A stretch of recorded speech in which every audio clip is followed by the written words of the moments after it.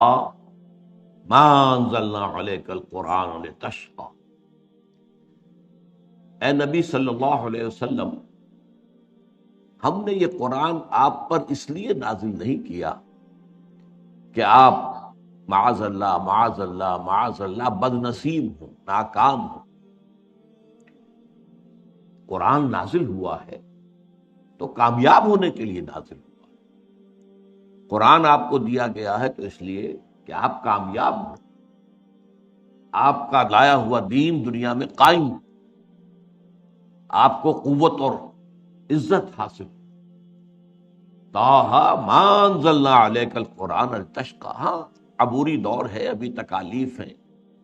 یہ مکی جو دور ہے حضور صلی اللہ علیہ وسلم کی حیات طیبہ کا، اس کے تقریباً وسط کے زمانے کی یہ صورتیں ہیں، اور اس میں جو حالات اس وقت تھے ان کو پیش نظر رکھیے۔ بڑے ہی نامساعد حالات تھے، بڑے ہی مشکل حالات تھے، مسلمانوں کو ستایا جا رہا تھا، کسی طرف سے بظاہر کوئی امید کی کرن نظر نہیں آ رہی تھی۔ اس وقت یہ پیغام آ رہا ہے، طٰہٰ ما انزلنا علیک القرآن لتشقیٰ۔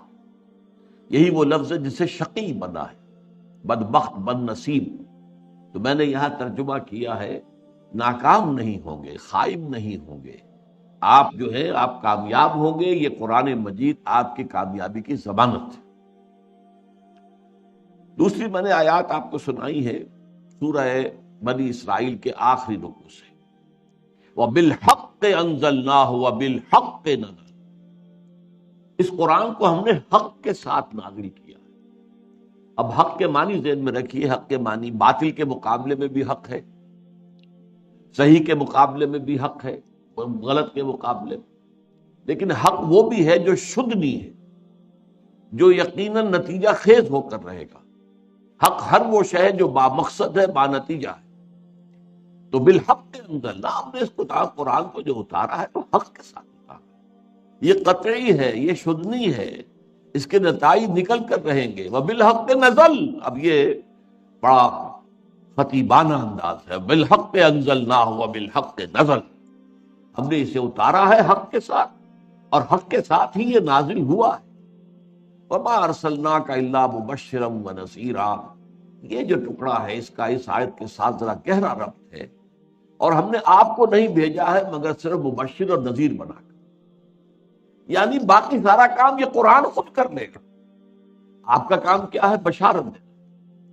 جو اس قرآن کی دعوت پر لبیک کہے انہیں بشارت دیجیے، روح و ریحان و جنت نعیم، ان کے لیے جو ہے اللہ تعالیٰ کے ہاں بڑے بڑے اجر و ثواب ہے، اللہ نے وعدے کر رکھے ہیں۔ جو ان سے روگردانی کریں، اس کو رد کر دیں، اس کا انکار کریں، ان کو آپ جو ہے انذار کر دیجئے، خبردار کر دیجئے کہ ایک بہت عذاب علیم جو ہے وہ تمہارا منتظر ہے۔ یعنی آپ کا رول اصل یہ ہے، باقی تاثیر قرآن اپنی خود پیدا کرے۔ قرآن میں قوت تاثیر موجود ہے، بالحق انزلناہ و بالحق نزل۔ یہ قرآن جو ہے یہ حق کے ساتھ نازل ہوا ہے، نتیجہ خیز بننے کے لیے نازل ہوا ہے، انقلاب لانے کے لیے نازل ہوا ہے، اور حق کے ساتھ نازل ہوا ہے۔ آپ کا کام کیا ہے؟ بشیر اور نذیر، خبردار کرتے رہیں جو غلط کاری اور غلط روش کے انجام سے، اور بشارتیں دیتے رہیں ان لوگوں کو کہ جو حق کا راستہ اختیار کریں کہ ان کے لیے اللہ تعالیٰ نے جنت فراہم کی۔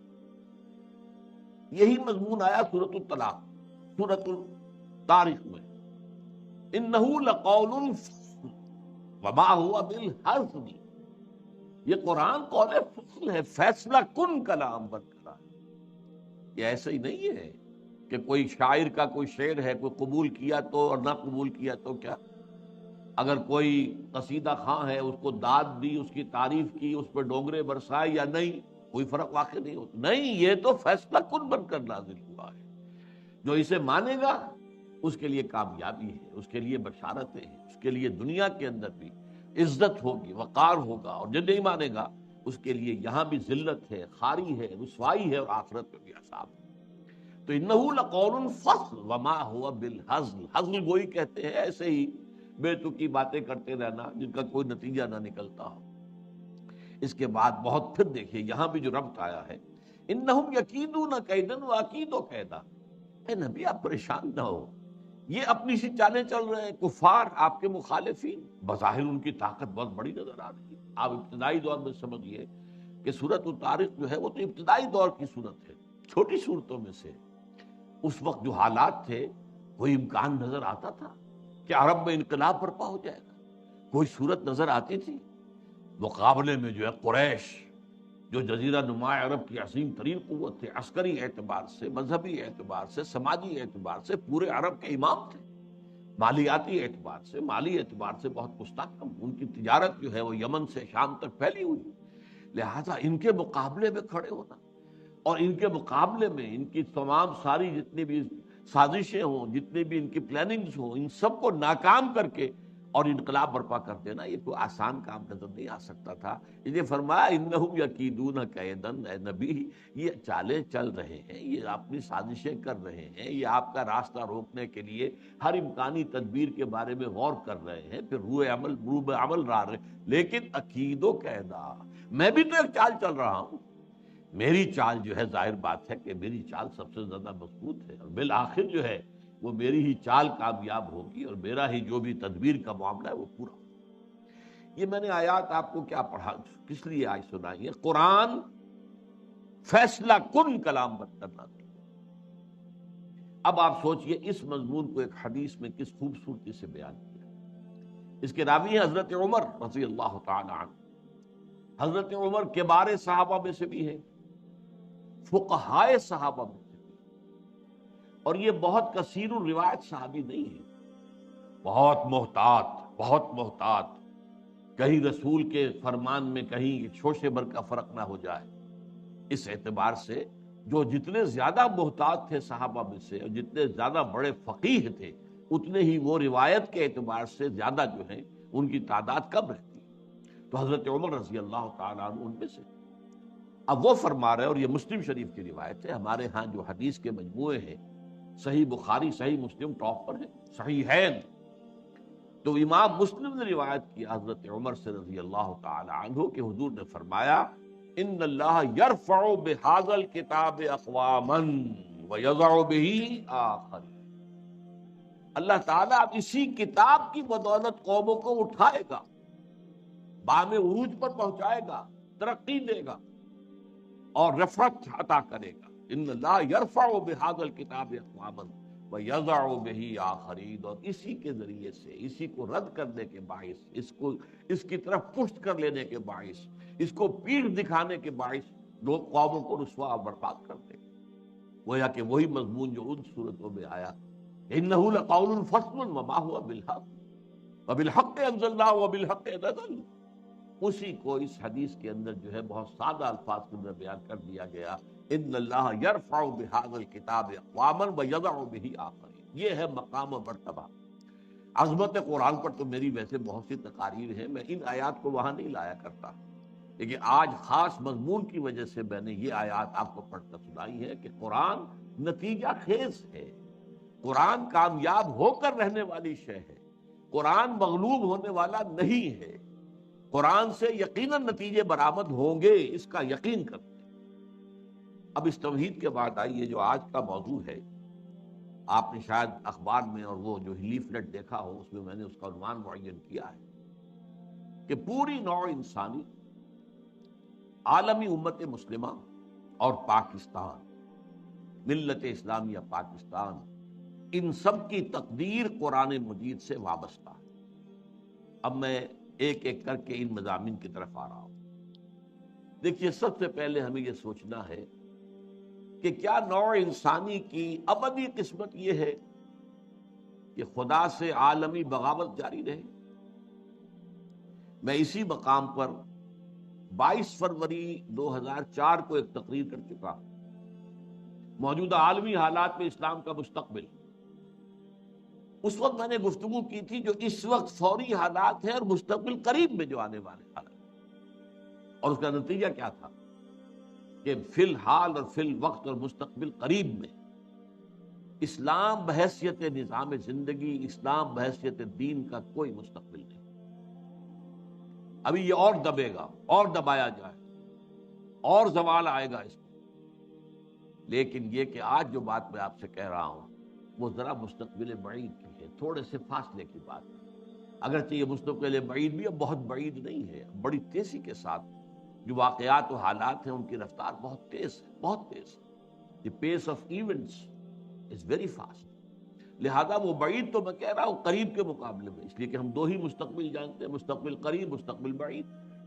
لیکن یہ کہ یہ نہ سمجھیے کہ کوئی بہت بعید ہے، زیادہ دور کی بات نہیں ہے، یہ نہیں رہے گا، یہ نہیں ہوگا جیسے کہ آج ہے اور ابھی کچھ عرصے اور رہے گا، کہ پوری دنیا میں ریاست اور سیاست سے اللہ کو نکالتی ہے۔ Nothing doing. جاؤ تم مسجد میں رہو، چرچ میں رہو، سینیگوگ میں رہو، یا جس نے تمہیں بتوں کی شکل میں دیکھا جاؤ وہاں پر مندروں میں رہو، کہیں رہو، ہمارے ملک کے اجتماعی معاملات سے تمہارا کوئی دخل نہیں۔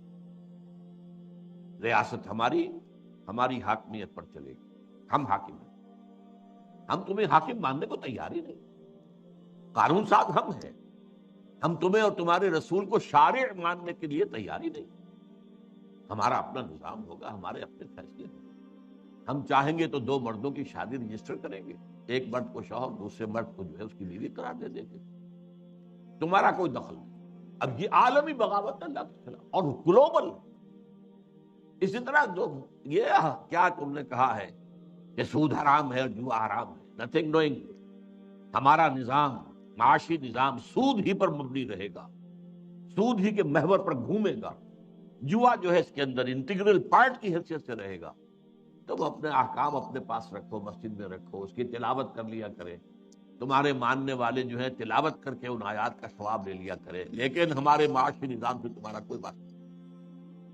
سماجی نظام میں ابھی کچھ تھوڑی بہت عالم اسلام کے اندر کچھ باتیں ہیں اللہ اس کے رسول کی، لیکن یہ کہ وہ بھی تیزی کے ساتھ جو سیلاب آ رہا ہے، جس کو کہتے ہیں ہم اپنی تہذیب کو عام کرنا چاہتے ہیں، عالم اسلام میں بھی ہم اپنی تہذیب قائم کرنا چاہتے ہیں، تہذیبوں کا تصادم ہو رہا ہے، یہ بھی القریب جو ہے بات پوری ہو جائے گی۔ یہ صورتحال اس وقت ہے اور ابھی مستقبل قریب میں رہے گی، اور اس کا میں نے تفصیل سے اس پر گفتگو کی تھی 22 فروری سن 2004 کو اسی مقام پر، اب وہ کتابچے کی شکل میں موجود ہے۔ لیکن یہ ہمیشہ رہنے والی بات نہیں، مستقبل بعید میں ایسا نہیں ہوگا کہ غریب اور امیر کے درمیان یہ فرق و تفاوت رہے، جو ہمارے ہاں مشہور ہے شمال اور جنوب۔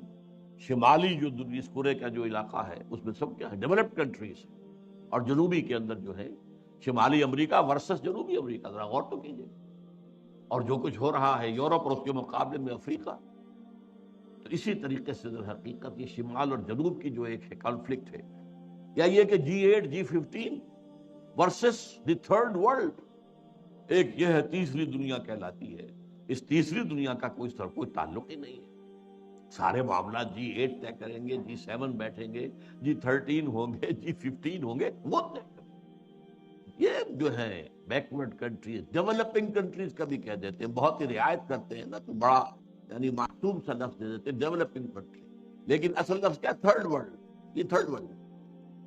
یہ تفاوت کیا ہمیشہ رہے گا؟ کیا یہ نوع انسانی کا مستقل مقدر ہے؟ اسی طریقے سے کیا یہ خون ریزیاں اسی طرح جاری رہے؟ کیا یہ ابدی ہے؟ 20ویں صدی عیسوی جو ختم ہوئے ابھی 6-7 برس ہی ہوئے، 6 برس ہوئے ہیں، 6.5 برس، اس کے نصف اول میں 2 عظیم جنگیں، نصف اول، اور ان 2 عظیم جنگوں میں سے دوسری میں 6 کروڑ انسان ختم، جسٹ امیجن، 6 کروڑ انسان، 60 ملین۔ پہلی جنگ کے اندر بھی کروڑوں ہی میں ہوں گے، دونوں کو جمع کر لیں تو لگ بھگ 10 کروڑ انسان قتل ہوا ہے پچھلی صدی کے نصف اول۔ نصف ثانی میں جنگ کوئی بڑی نہیں ہوئی، چھوٹی چھوٹی جنگیں ہوتی رہی ہیں، لیکن یہ ہے کہ ایک سرد جنگ جو ہے یہ تو مسلسل جاری رہی، مسلسل جاری رہی، مسلسل جاری رہی۔ نتیجہ کیا نکلا کہ جو بھی اللہ تعالیٰ نے اس دنیا میں وسائل و ذرائع پیدا کیے ہیں، دولت کے لیے پیدا کرنے کے جو بھی چیزیں ہیں، جو سورسز ہیں، وہ سب کے سب لگے ہیں ہتھیاروں پر، سب کے سب لگے ہیں اپنے دوسرے مد مقابل کو نیچا دکھانے پر۔ عوام بھوکا مرتے ہیں تو مرے۔ یہ جو تھرڈ ورلڈ ہے یا جو غریب ممالک ہیں، اگر ان کی نصف سے زیادہ آبادی بھی اگر پاورٹی لائن سے نیچے ہو تو ہوا کرے، ہمیں کیا؟ ہمیں تو راستہ روکنا ہے روس کا، یو ایس ایس آر کا، اور یو ایس ایس آر نے اور اس کے ساتھیوں نے راستہ روکنا تھا امریکہ کا۔ تو یہ صورتحال جو ہے اب تیسری عظیم جنگ تلی کھڑی، کچھ پتہ نہیں کہ یہ جو کچھ معاملہ شروع ہوا ہے اور جو ہو رہا ہے رفتہ رفتہ بڑھے گا، یہ لبنان کا معاملہ ہے، لبنان سے آگے جا کر یہ شام کا سیریا کا معاملہ ہو جائے۔ تو تیسری عالمگیر جنگ جو ہے، فرق کیا ہوگا کہ پہلی دو جنگیں یورپ میں لڑی گئی اور انہوں نے طے کر لیا تھا اب کوئی عالمی جنگ ہم نہیں لڑیں گے، ہم نے بہت خون دے دیا، 10 کروڑ آدمی دے دیا، ان 10 میں سے آپ کو معلوم ہے 60 لاکھ تو یہودی تھے، 60 ملینز میں سے 6 ملینز یہودی تھے، جس دوسری ورلڈ وار ہے اس کے دوران جرمنوں نے جنہیں قتل کیا، ختم کیا۔ لیکن اب جنگ لڑی جائے گی مڈل ایسٹ، مڈل ایسٹ کا نقشہ بدلا جا رہا ہے، کہا جا رہا ہے، یہ تو اب ایک عام لفظ ہے سب کی زبان پر، مڈل ایسٹ کا نقشہ تبدیل کرنا ہے، مڈل ایسٹ کا نقشہ تبدیل، مطلب کیا ہے اس کا؟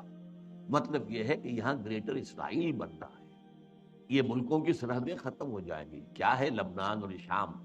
یہ پہلے ایک ہی ملک ہوتے تھے، بلکہ جارڈن بھی انہی میں شامل تھا، بعد یہ تو شام ہے، یہ شام کا صحرا، یہ سارا فلسطین، اسرائیل، لبنان اور جارڈن اور سیریا، یہ سب ایک ملک تھے، گریٹر سیریا۔ یہ تو پچھلی جو صدی کی پہلی جنگ عظیم تھی، اس کے بعد بندر بانٹ کی گئی، یہ مختلف ممالک بنا دیے گئے، یہ انگریزوں کا، یہ فرانسیسیوں کا، یہ فلاں کا، یہ فلاں کا۔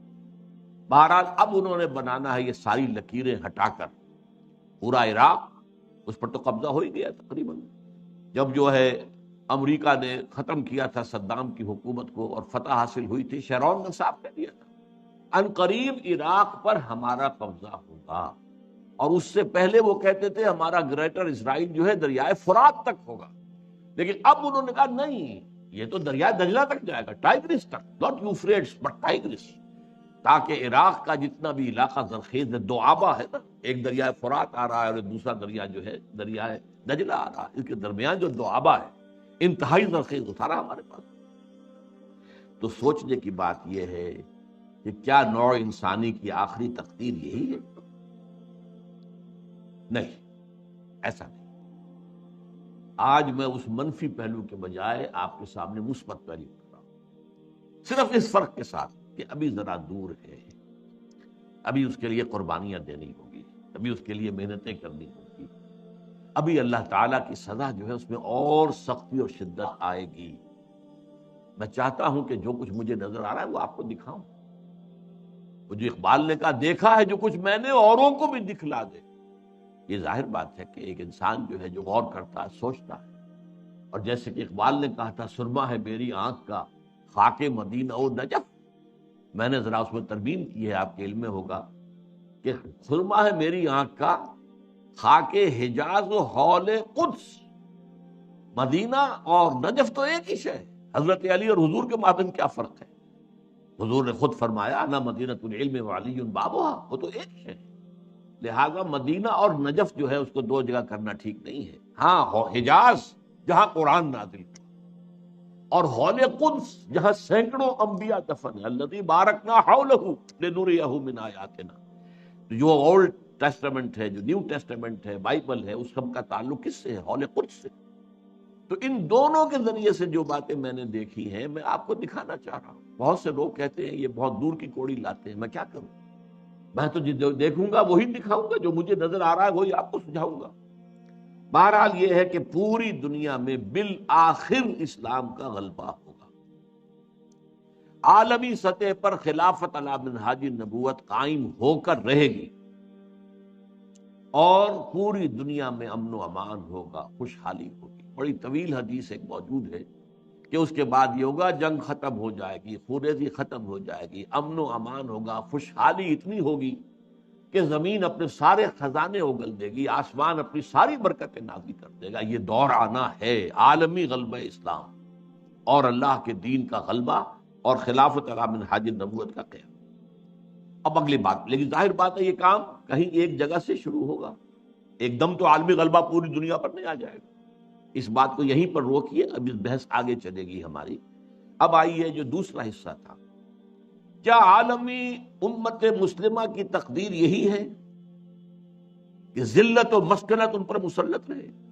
ضربت علیہم الذلۃ والمسکنۃ وباؤوا بغضب من اللہ، جو حشر لبنان کا ہو رہا، جو اس سے پہلے فلسطینیوں کا ہوتا رہا، کیوں نہیں کر سکی دنیا؟ مسلم دنیا چپ، زیادہ سے زیادہ بہت ریزولوشن پاس کر دیں گے. ابھی جایا پترا میں جمع ہو گئے ہیں، بعد ملیشیا میں، اور ریزولوشن پاس کر دیا. اللہ اللہ خیر صلی اللہ، نو تھریٹ. کوئی یہ بھی کہنے کو تیار نہیں کہ ہم اپنے سفارتی تعلقات منقطع کر لیں گے، نہیں. کوئی یہ کہنے کو تیار نہیں کہ ہم اپنے تجارتی تعلقات منقطع کر لیں گے، نہیں. درخواست ہے تو اسی یونائٹڈ نیشن سے ہے، اور درخواست ہے تو اسی یونائٹڈ اسٹیٹس آف امریکہ سے ہے. وہ سیز فائر کرا، ان کی مرضی سے تو جنگ شروع ہوئی ہے، ان کے پلان کے تحت تو معاملہ ہے. ان کی خواہش ہے کہ جب تک حزب اللہ کی کمر نہ ٹوٹ جائے، کچل نہ دیا جائے، اس وقت تک جنگ بندی نہ ہو. یہ تو دوسری بات ہے. حزب اللہ نے جتنی مقاومت کا مظاہرہ کیا ہے، دے آر سرپرائزڈ. یہ ان کے لیے بالکل ایک سرپرائز ہے. اس قدر ہمت جو ہے ایک جو ہے حزب اللہ، جو کہ کوئی ریگولر آرمی نہیں ہے، جس کے پاس ٹینک نہیں ہے، جس کے پاس ہوائی جہاز نہیں ہے. ٹینک ہوائی جہاز تو پوری لبنان کی فوج کے پاس نہیں ہے، چند ہزار فوجی ہیں، اللہ اللہ خرچ، کچھ بھی نہیں، نہ ایئر فورس ہے نہ کچھ اور. اور یہ حزب اللہ کیا ہے؟ ان کے پاس یا راکٹس ہے یا کلاشنکوف ہے، بس دو چیزیں. ادھر سے جہاز پر جہاز آ رہا، 200 250 بمباریاں، 200 بمباریاں، لیکن کھڑے. لہذا اس اعتبار سے سوچنے کی بات ہے، کیا یہ پوری ذلت و مسکنت کی صورتحال امت مسلمہ پر یوں ہی جاری رہے گی ہمیشہ کے لیے؟ کیا پورا عالم اسلام جو تھرڈ ورلڈ میں آ گیا، سارا عالم اسلام تھرڈ ورلڈ میں، G7 G8 میں کہیں کوئی نام نہیں کسی مسلمان ملک کا، نہ 3 میں نہ 13 میں. اور کیا یہی صورتحال جاری رہے گی کہ ہو گیا مانند آب ارزاں مسلمان کا لہو، پانی کی طرح مسلمان کا لہو بہ رہا؟ جہاں دیکھو، کشمیر میں دیکھ لو، فلسطین میں دیکھ لو. فلسطین میں تو 50 برس سے بہ رہا، کشمیر میں بھی اب تقریباً یوں سمجھیے کہ 20 برس ہونے کو آئے، جب سے کہ وہاں پر ایک جو ہے مسلح جدوجہد شروع ہوئی. پھر چچنیا میں کیا ہوا، مسلسل ہو رہا. کوسوو میں کیا ہوا، بوسنیا میں کیا ہوا. برف گرتی ہے تو بیچارے مسلمانوں پر، بڑھتا ہے تو مسلمان. صومالیہ میں کیا ہوا، یہ صورت ہے. آج لبنان میں کیا ہو رہا، یہ صورتحال دیکھیے. کیا یہی ہمیشہ جاری رہے گی؟ نہیں، صورتحال بدلے گی. اور بھی دور فلک ہیں ابھی آنے والے. ناز اتنا نہ کریں ہم کو ستانے کا.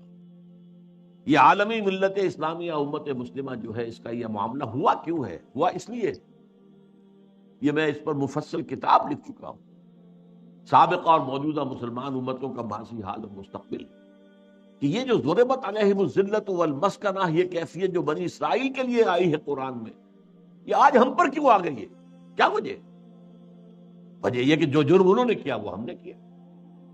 ہم نے قرآن کو پس پش ڈالا. نبذ فریق من الذین اوتوا الکتاب کتاب اللہ وراء ظہورہم، ہم نے اسے اپنا امام تو نہیں بنایا.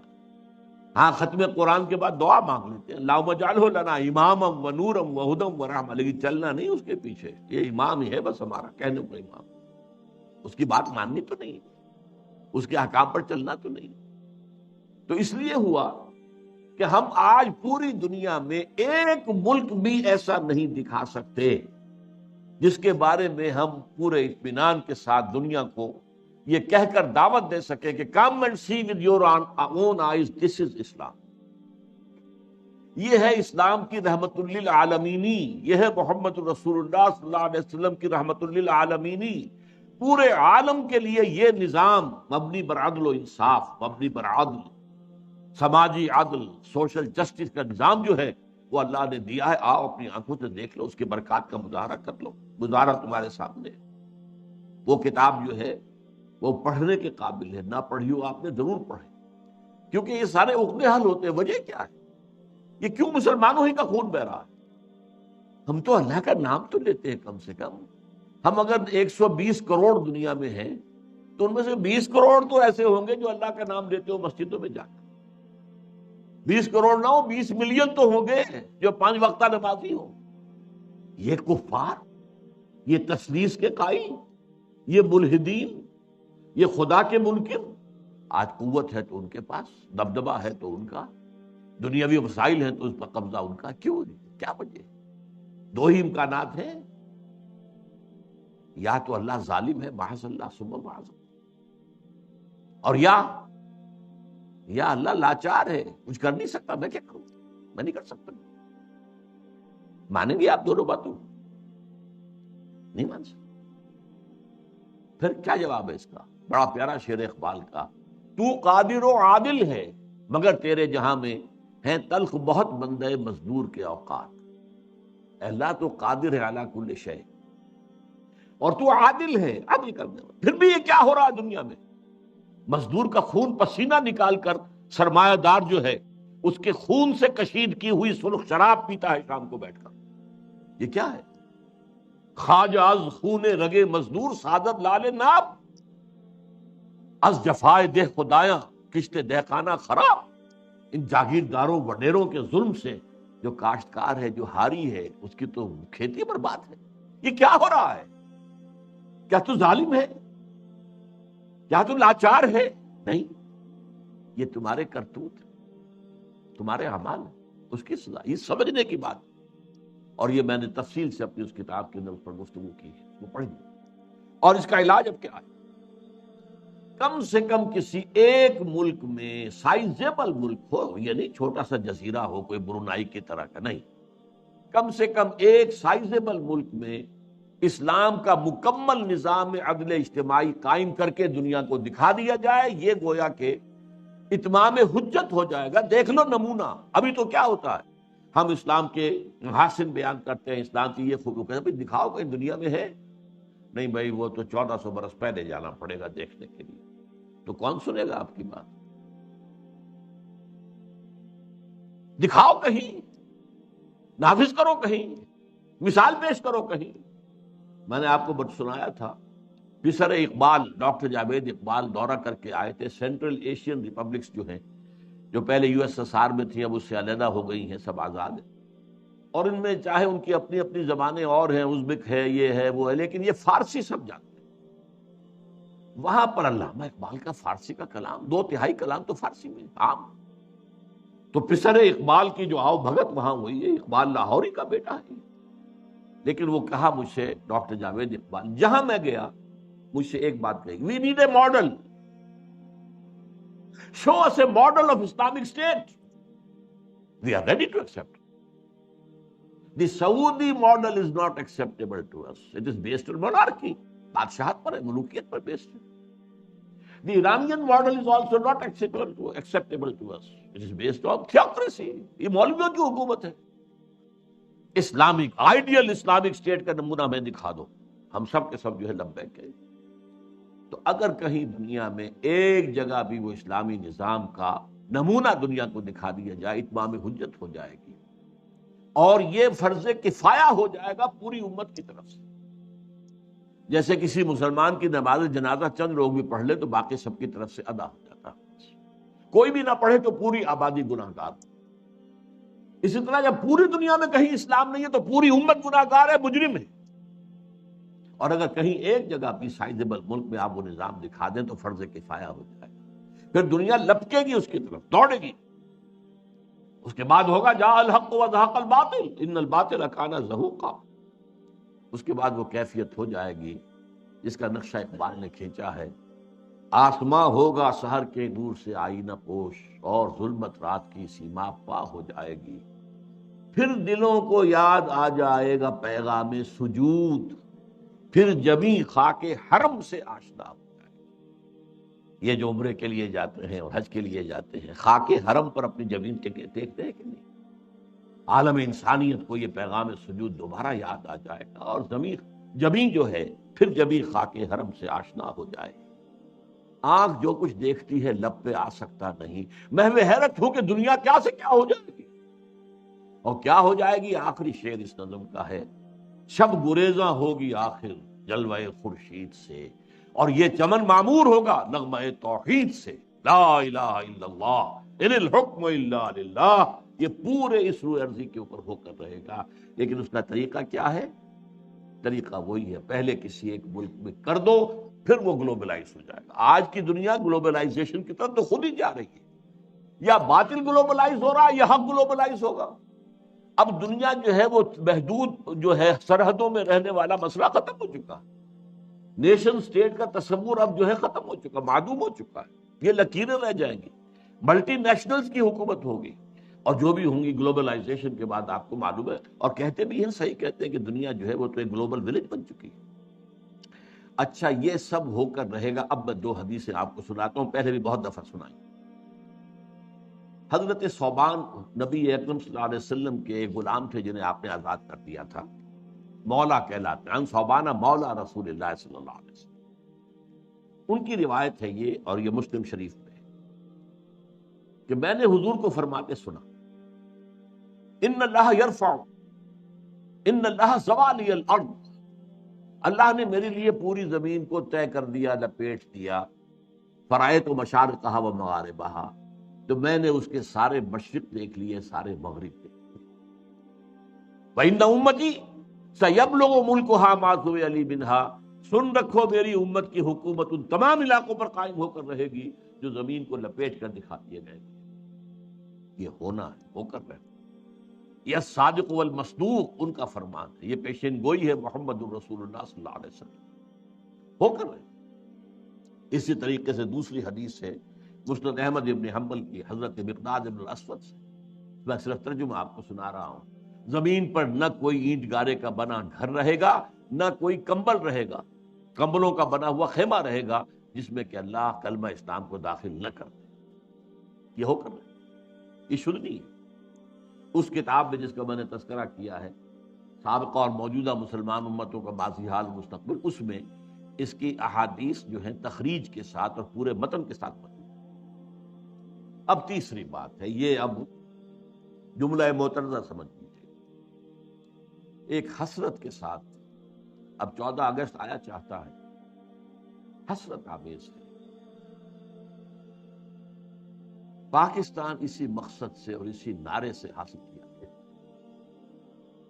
علامہ اقبال نے خواب دیکھا 1930 کے اپنے خطبہ الہ آباد میں کہ ہندوستان کے شمال مغرب میں اٹس ڈیسٹنی، یہ تقدیر مبرم ہے کہ ایک آزاد مسلمان ریاست قائم ہو کر رہے، اور اگر ایسا ہو گیا تو ہمیں موقع مل جائے گا کہ اسلام کے چہرے پر جو بدنما داغ اور دھبے آ گئے تھے دور ملوکیت میں، یہ جو خلفاء کہلاتے تھے نام نہاد بنو امیہ کے، اور خلفاء کہلاتے تھے نام نہاد بنو عباس کے، اور خلفاء کہلاتے تھے ترک، یہ خلفاء تو نہیں تھے، بادشاہ تھے، ملوکیت۔ اس ملوکیت کے دور میں جو اسلامی تاریخ اس دور کی جو ہے وہ کیا واقعی ایسی ہے کہ دنیا کے سامنے ہم اپنے اعتماد کے ساتھ پیش کر سکیں؟ چاہے یہ حادثہ کربلا، واقعہ ہررا، سینکڑوں تابعین کو قتل کیا جانا حجاج ابن یوسف کے ہاتھوں، ایک باتیں ایسی ہیں جن کو ہم دنیا کے سامنے جو ہے یہ اپنا پیٹ کھول سکیں۔ یہ تاریخ تو اسلام کے چہرے پر جو بدنما داغ اور دھبے لگ گئے تھے انہیں ہٹا کر صحیح اسلام کی ایک تصویر، یعنی اس سے پہلے خلافت راشدہ کا نظام تھا، اس کو ہم قائم کریں۔ اسی کو پھر علامہ اقبال نے 1932 میں، یہ سن مجھے بہت پسند ہے، میری اپنا پیدائش کا سن ہے، اسی سن میں گئے تھے علامہ اقبال گول بیس کانفرنس کے لیے لندن۔ وہاں اس وقت صرف مسٹر جناح تھے، وہ مسٹر جناح، وہ قائد اعظم نہیں ابھی بنے تھے، وہ ہندوستان کی سیاست سے مایوس ہو کر جا کر بیٹھ گئے تھے، وکالت شروع کی تھی، وہاں یہی انجیکشن اقبال نے، میں تو کہا کرتا ہوں جیسے کہ رومی اور شمس تبریز کا معاملہ ہے، مولوی ہرگز نہ شد مولائے روم تا غلام شمس تبریز نہ شد، مسٹر محمد علی جناح قائد اعظم نہیں بن سکتا تھا اگر اقبال نے یہ انجیکشن نہ اسے لگایا۔ یہ شمس تبریز ہے جس نے مولوی کو مولانا روم بنا دیا تھا، مولائے روم، اسی نے مسٹر محمد علی جناح کو قائد اعظم بنایا۔ چنانچہ پھر وہ واپس آئے ہیں، پھر وہ مسلم لیگ کے تاحیات صدر بنائے گئے، پھر انہوں نے 10 برس تک اسلام کی قوالی گائی ہے، اسلام کی قوالی اقرار کے ساتھ پورے 10 برس، تب پاکستان وجود میں آیا، اور یہی کہا تھا کہ ہم پاکستان اس لیے چاہتے ہیں کہ عہد حاضر میں اسلام کے اصول حریت و اخوت و مساوات کا ایک نمونہ پیش کریں، دنیا دیکھ لے یہ اسلام۔ لیکن افسوس صد افسوس کہ ہم اس میں بری طرح ناکام ہیں۔ اب تو ابھی مجھ سے جیو ٹی وی والوں نے چھوٹا سا 2-4 منٹ کا جو ہے وہ انٹرویو لیا ہے 14 اگست کے حوالے سے۔ میں نے اس میں کہا ہے کہ اب تو جیسے کسی نے کہا تھا، اقبال نے شاید کہا تھا، ہلال عید ہماری ہنسی اڑاتا ہے۔ یہ ہلال عید جو آتا ہے ہم پر ہنستا ہے۔ یہ روزے رکھے ہیں انہوں نے، روزہ رکھتے ہوئے جھوٹ بولتے رہے، روزہ رکھتے ہوئے سودی لین دین کرتے رہے، روزہ رکھتے ہوئے جو ہے غیبتیں کرتے رہے۔ یہ روزے تھے جو اب عید منانے جا رہے ہیں شوق سے؟ ہلال عید ہماری ہنسی اڑاتا ہے۔ اسی طرح یہ عید الاستقلال جسے آپ نے کہا، یہ اب ہماری ہنسی اڑاتا ہے۔ یہ اس لیے پاکستان بنایا تھا۔ یہ ہے وہ پاکستان جس کا خواب اقبال نے دیکھا تھا اور جناح نے دکھایا تھا خواب۔ تو واقعہ یہ ہے کہ ہم اس میں بری طریقے سے ناکام ہو چکے ہیں۔ چنانچہ تلخ ترین بات ہے، یہ اپنا جواز کھو چکا ہے، اور اب اس کا وجود اور اس کا بقا تک بھی نہایت مخدوش ہے۔ یہ تقریر بھی 3.5 سال پہلے میں اسی جگہ پر کر چکا ہوں۔ پاکستان کے وجود کو لاحق خطرات و خدشات، صرف ایک ہفتے بعد کی تھی میں نے، 22 فروری کو کی تھی وہ، کہ موجودہ عالمی حالات میں اسلام کا مستقبل کیا ہے۔ دین کی حیثیت سے فوری طور پر اور مستقبل قریب میں اسلام کا کوئی مستقبل نہیں۔ ہاں مذہب کی حیثیت سے زندہ رہ جائے گا، ٹھیک ہے، جاؤ مسجدوں کو رکھو روزے، ہمیں کوئی پرواہ نہیں، نظام ہمارا ہوگا، یہ پولیٹیکل سوشو اکنامک سسٹم ہمارا ہوگا۔ اسی طریقے سے میں نے ایک ہفتے بعد 29 فروری کو اسی سال تقریر کی تھی، پاکستان کے وجود کو لاحق خطرات۔ یہ دونوں کتابچے اور موجودہ اور سابقہ مسلمان امتوں کا ماضی حال اور مستقبل، یہ ایک پیکٹ کی شکل میں انشاءاللہ باہر آپ کو مل جائے۔ بہرحال اب صورتحال، میں نے پھر آپ سے کہا ہے، میری ان دونوں تقریروں میں مایوسی کا غلبہ ہے، لیکن آج میں وضاحت کر رہا ہوں، یہ مایوسی ہے موجودہ حالات اور قریب کے مستقبل کے اعتبار سے، جس کو میں نے مستقبل بعید کہا ہے اس سے میں مایوس نہیں ہوں۔ اور جب تک بھی چاہے پاکستان کے بارے میں خدشات ہیں اور دنیا پیشن گوئیاں کر رہی ہے، سن 2010 میں، 2020 میں، 2015 میں پاکستان کے نام سے دنیا میں کوئی ملک نہیں ہوگا، لیکن یہ کہ جب تک سانس تب تک آس، محنت کرنی ہے، جد و جہد کرنی ہے، کوشش جاری رکھنی ہے۔ بڑی پیاری حدیث ہے حضور کی صلی اللہ علیہ وسلم کہ جس وقت قیامت کا سور پھونک دیا جائے گا، اس وقت بھی اگر کوئی بندہ مومن اگر کوئی درخت لگا رہا ہو تو اسے درخت لگانا چاہیے۔ سور پھونکا جا چکا ہے، معلوم ہے قیامت آ گئی، لیکن نہیں، جو کام تمہارا تھا تم کر رہے تھے اسے پورا کرو۔ لہذا آخری وقت اگرچہ اب میں سمجھتا ہوں کہ بہت صورتحال جو ہے وہ بہت مخدوش ہے، لیکن جد و جہد جاری رکھیں، اس پر میں آگے آؤں گا کیا جد و جہد۔ اب آئیے میرا چوتھا نقطہ آج کا کیا ہے۔ یہ جو اسلام کی گلوبلائزیشن ہوگی، گلوبلائزیشن آف اسلام، جو میں نے کہا مستقبل بعید میں یہ تقدیر مبرم ہے، ہو کر رہی، اس کے 2 فیزز ہوں گے لا محالہ۔ پہلے کسی ایک ملک میں اسلام قائم ہو اور پھر وہ گلوبلائز ہو جائے۔ اب نوٹ کیجئے اصل بات جو آج کہہ رہا ہوں پہلی مرتبہ، یہ جو ہمارے ہاں 2 شخصیتوں کے بارے میں احادیث آئی ہیں پیشن گوئیاں، حضرت مہدی سلام اللہ علیہ اور حضرت عیسیٰ کا بارے دیگر نزول، ان دونوں کا تعلق گلوبلائزیشن آف اسلام سے۔ اس سے پہلے کسی نہ کسی ملک میں اسلام پہلے قائم ہو چکا ہوگا، طریق نبوی پر، جد و جہد سے، عمل سے، کوشش سے، انقلابی جد و جہد سے، ریولوشنری اسٹرگل سے، جان نثاریوں سے، قربانیاں دے کر اسلام پہلے کہیں قائم ہو چکا ہوگا۔ پھر اس کی گلوبلائزیشن جو ہے اس کے اندر حضرت مہدی کا بھی ایک پارٹ ہے، اور پھر حضرت عیسیٰ علیہ السلام کا جب وہ دوبارہ آئیں گے اس وقت فیصلہ کن رول ان کا۔ لیکن یہ ہے کہ اس سے پہلے کہیں ہوگا، یہ کہاں ہوگا، یہ میری آج کی 5ویں بات۔ اس ضمن میں پہلے تو میں 2 حدیثیں آپ کو سنا دینا چاہتا ہوں۔ ایک حضرت عبداللہ ابن حارث رضی اللہ تعالی عنہ سے ہے، اور یہ سنن ابن ماجہ۔ حضور نے فرمایا یخرج ناس من المشرق یؤتون للمہدی، یعنی سلطان، مشرق سے فوجیں نکل کر آئیں گی جو عرب میں مہدی سلام علیہ کی حکومت کو قائم کریں۔ یعنی سلطان ہی، ان کے اقتدار، ان کی طاقت، ان کی قوت کو مستحکم، یعنی پہلے مشرق کے کسی ملک میں اسلامی نظام قائم ہو چکے، تبھی تو آئیں گی نا وہاں سے فوجی۔ یخرج الناس من المشرق یوطئون للمہدی، یعنی سلطان۔ اور دوسری حدیث جو ہے اس کے راوی حضرت ابو ہریرہ ہے رضی اللہ تعالی عنہ، اور یہ جامع ترمذی کی روایت ہے۔ یخرج ناس یخرج من خراسان رایات سود لا يردها شيء حتى تنسب بإيلیا، خراسان کے علاقے سے سیاہ جھنڈے لے کر فوجیں چلیں گی، ان کا رخ کوئی نہیں موڑ سکے گا یہاں تک کہ وہ ایلیا میں، یعنی یروشلم میں، بیت المقدس میں جا کر جھنڈے گاڑ دیے جائیں۔ ان دو حدیثوں کے اعتبار سے نوٹ کیجئے، ایک حدیث میں خراسان کا لفظ ہے، یہ خراسان بزرگ کہلاتا ہے اصل میں، نوٹ کر لیجئے۔ میں نے ایک مرتبہ ایک آئے تھے یہاں چارج افیئرس جو ہیں ایران کے، ان سے پوچھا خراسان کس ملک کا نام؟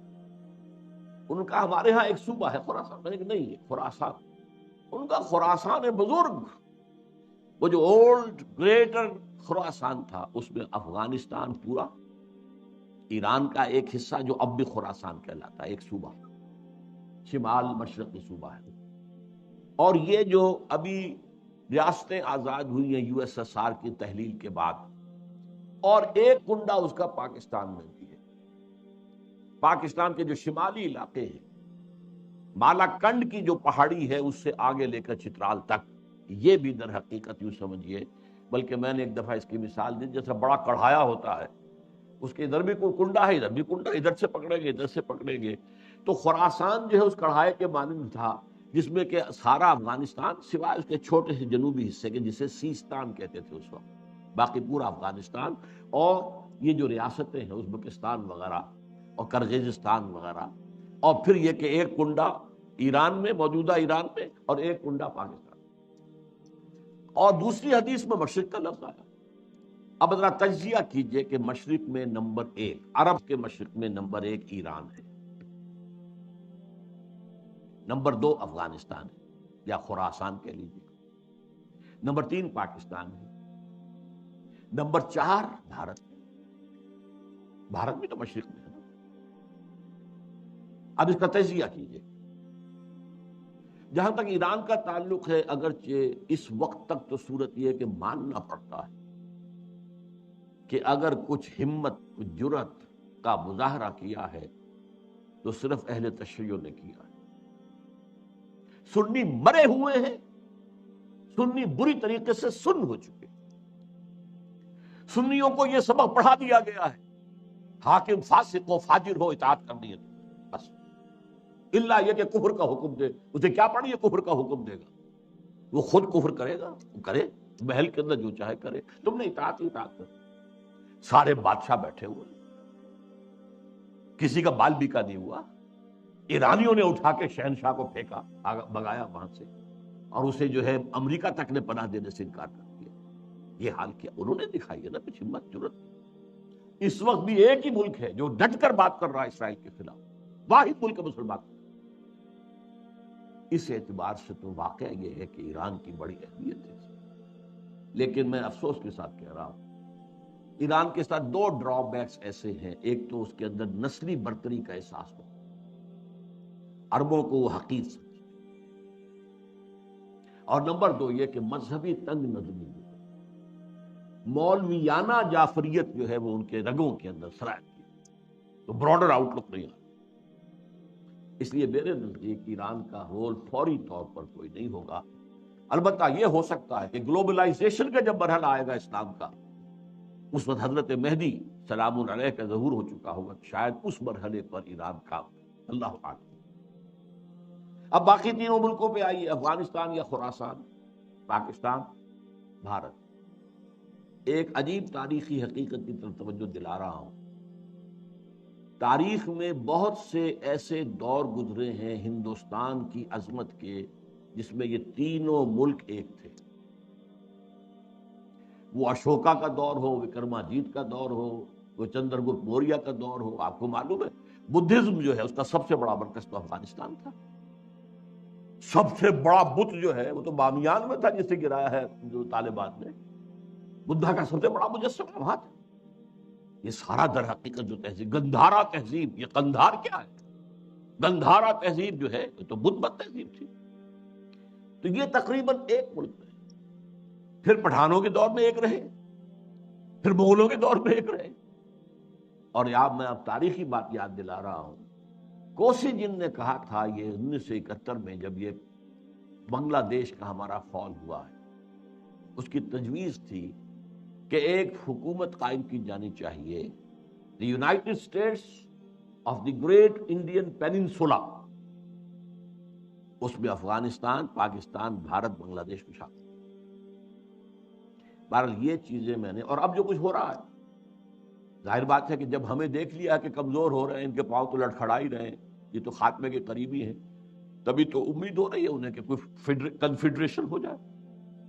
اڈوانی صاحب نے کھل کر کہا، آج سے پہلے تو کسی نے نہیں کہا تھا، ابھی ہمارے پاؤں جمے ہوئے تھے زمین میں، اب وہ لڑکھڑا رہے.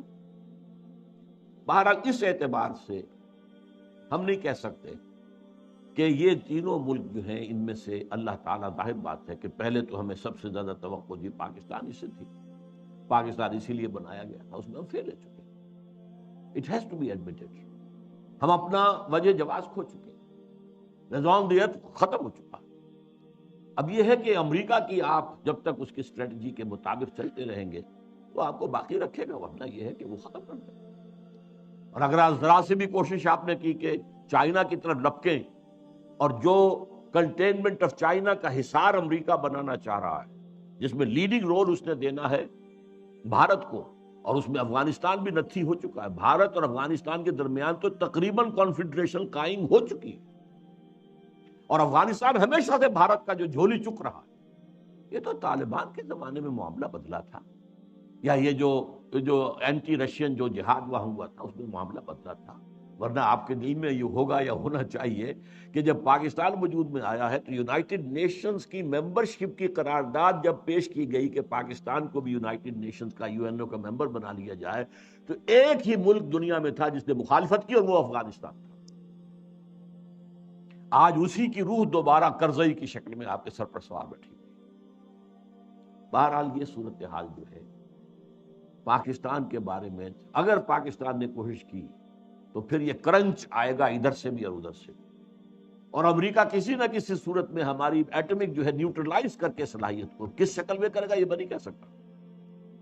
100 طریقے ان کے پاس موجود ہیں. ہمارا سارا نظام ہی جیم کر دے، کر سکتے، لیکن ڈو اٹ. عراق کا جو پہلی مرتبہ جنگ ہوئی تھی، سارا ان کا جو الیکٹرانک سسٹم تھا جیم کر دیا گیا. کیا کرے گا؟ نہ رادار کام کر رہا ہے، نہ کچھ اور کام کر رہا ہے، نہ کمیونیکیشن ہے، کیسے لڑائی؟ بہرحال یا ایک شکل یہ بھی ہے، اگر جو عوامی تحریک قاضی حسین احمد صاحب چلانے کی کوشش کر رہے ہیں، اگر یہ مومنٹم پکڑ گئی تو کیا ہوگا؟ کیوس میں کیا ہوگا؟ یا کوئی نیا مارشل لا، اور یا پھر پاکستان کا خاتمہ. کہ یہ تو اب انسٹیبل ہو گیا معاملہ، اور یہ بڑا اسٹریٹجک ریجن ہے. یہ انسٹیبلٹی جو ہے یہ ہم برداشت نہیں کر سکتے. واللہ عالم، واللہ عالم. یہ اندیشے ہیں، یہ خطرے ہیں. بہرحال اب اس سے آگے بڑھ کر یقین ہے کہ ہوگا ضرور مشرقی علاقے میں سے کہیں. بھارت کا میں نے ذکر کیوں کیا ہے؟ بھارت تو ایک غیر مسلمان ملک ہے، غیر مسلم ملک ہے، لیکن 18 کروڑ مسلمان وہاں رہتا ہے. پاکستان کی آبادی سے زیادہ مسلمان بھارت میں، اور بھارت کا عام مسلمان پاکستان کے عام مسلمان سے زیادہ مذہبی. یہ نوٹ کر لیجیے. اس لیے بھی کہ ان کے لیے مشکلات بہت ہیں. ہم نے عیاشیاں کی، امریکہ نے ہمیں گھی کے ڈبے دیے، ہمیں گندم دی، ہمیں یہ کیا، ہمیں وہ کیا، ہمیں تیل دیا، ہمیں سیبر جیٹ دے دیے، ہمیں پیٹن ٹینکس دے دیے. ہم نے عیش کی، اپنی خودی کو بیچا، امریکہ کے پاس گروی رکھا اور عیش کیے. قرضے پر قرضے لیے، اور ہمارے ہاں جو ہے ایک طبقہ پیدا ہو گیا دنیا کے امیر ترین لوگوں میں سے. دنیا کے امیر ترین جنرلوں کے اندر ہمارے نام آ گئے. اور یہ کیا عظیم محل جو بنے ہیں، یہ ڈیفنس سوسائٹیز جو ہیں وہ چاہے وہ کراچی کی ہو، لاہور کی ہو، کہیں اور کی، یہ پیسہ کہاں سے آیا؟ قرضوں کا پیسہ جو کہ وہاں سے غبن ہوا اور وہی واپس جا کر امریکہ کے سوئٹزرلینڈ لینڈ کے بینکوں کے اندر ڈپازٹ بھی ہو گیا. یہ سارا معاملہ. لیکن جیسا کہ میں نے عرض کیا، ایک اعتبار سے اب میں اس وقت گریٹر انڈیا کی بات کر رہا ہوں، پاکستان جمع بھارت جمع بنگلہ دیش. اس کا جو خاص رول تاریخ میں رہا ہے وہ میں نے کئی دفعہ بیان کیا، اس وقت صرف گنواؤں گا.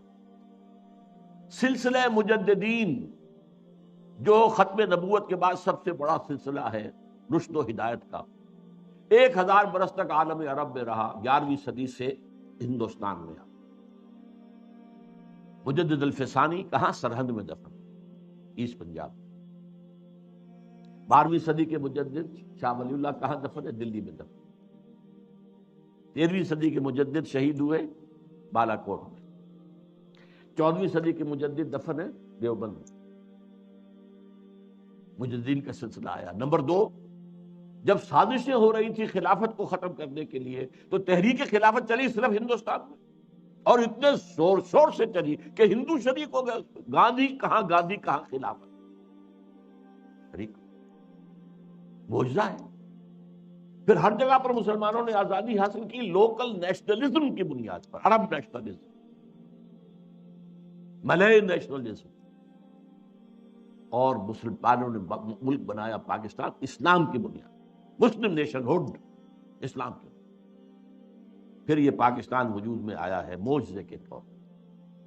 اس میں بھی میری کتاب ہے، کاش کہ آپ لوگوں کے پڑھنے کی کوئی عادت ہو، دلچسپی. استحکام پاکستان کے نام سے کتاب. میں نے ثابت کیا پاکستان کا قیام معجزہ تھا. اور سب سے بڑی بات، پاکستان لیلۃ القدر میں نازل. اللہ تعالیٰ نے ہمیں کیا کیا چیزیں عطا کی تھیں جن میں سے ہم نے کسی کا حق ادا نہیں.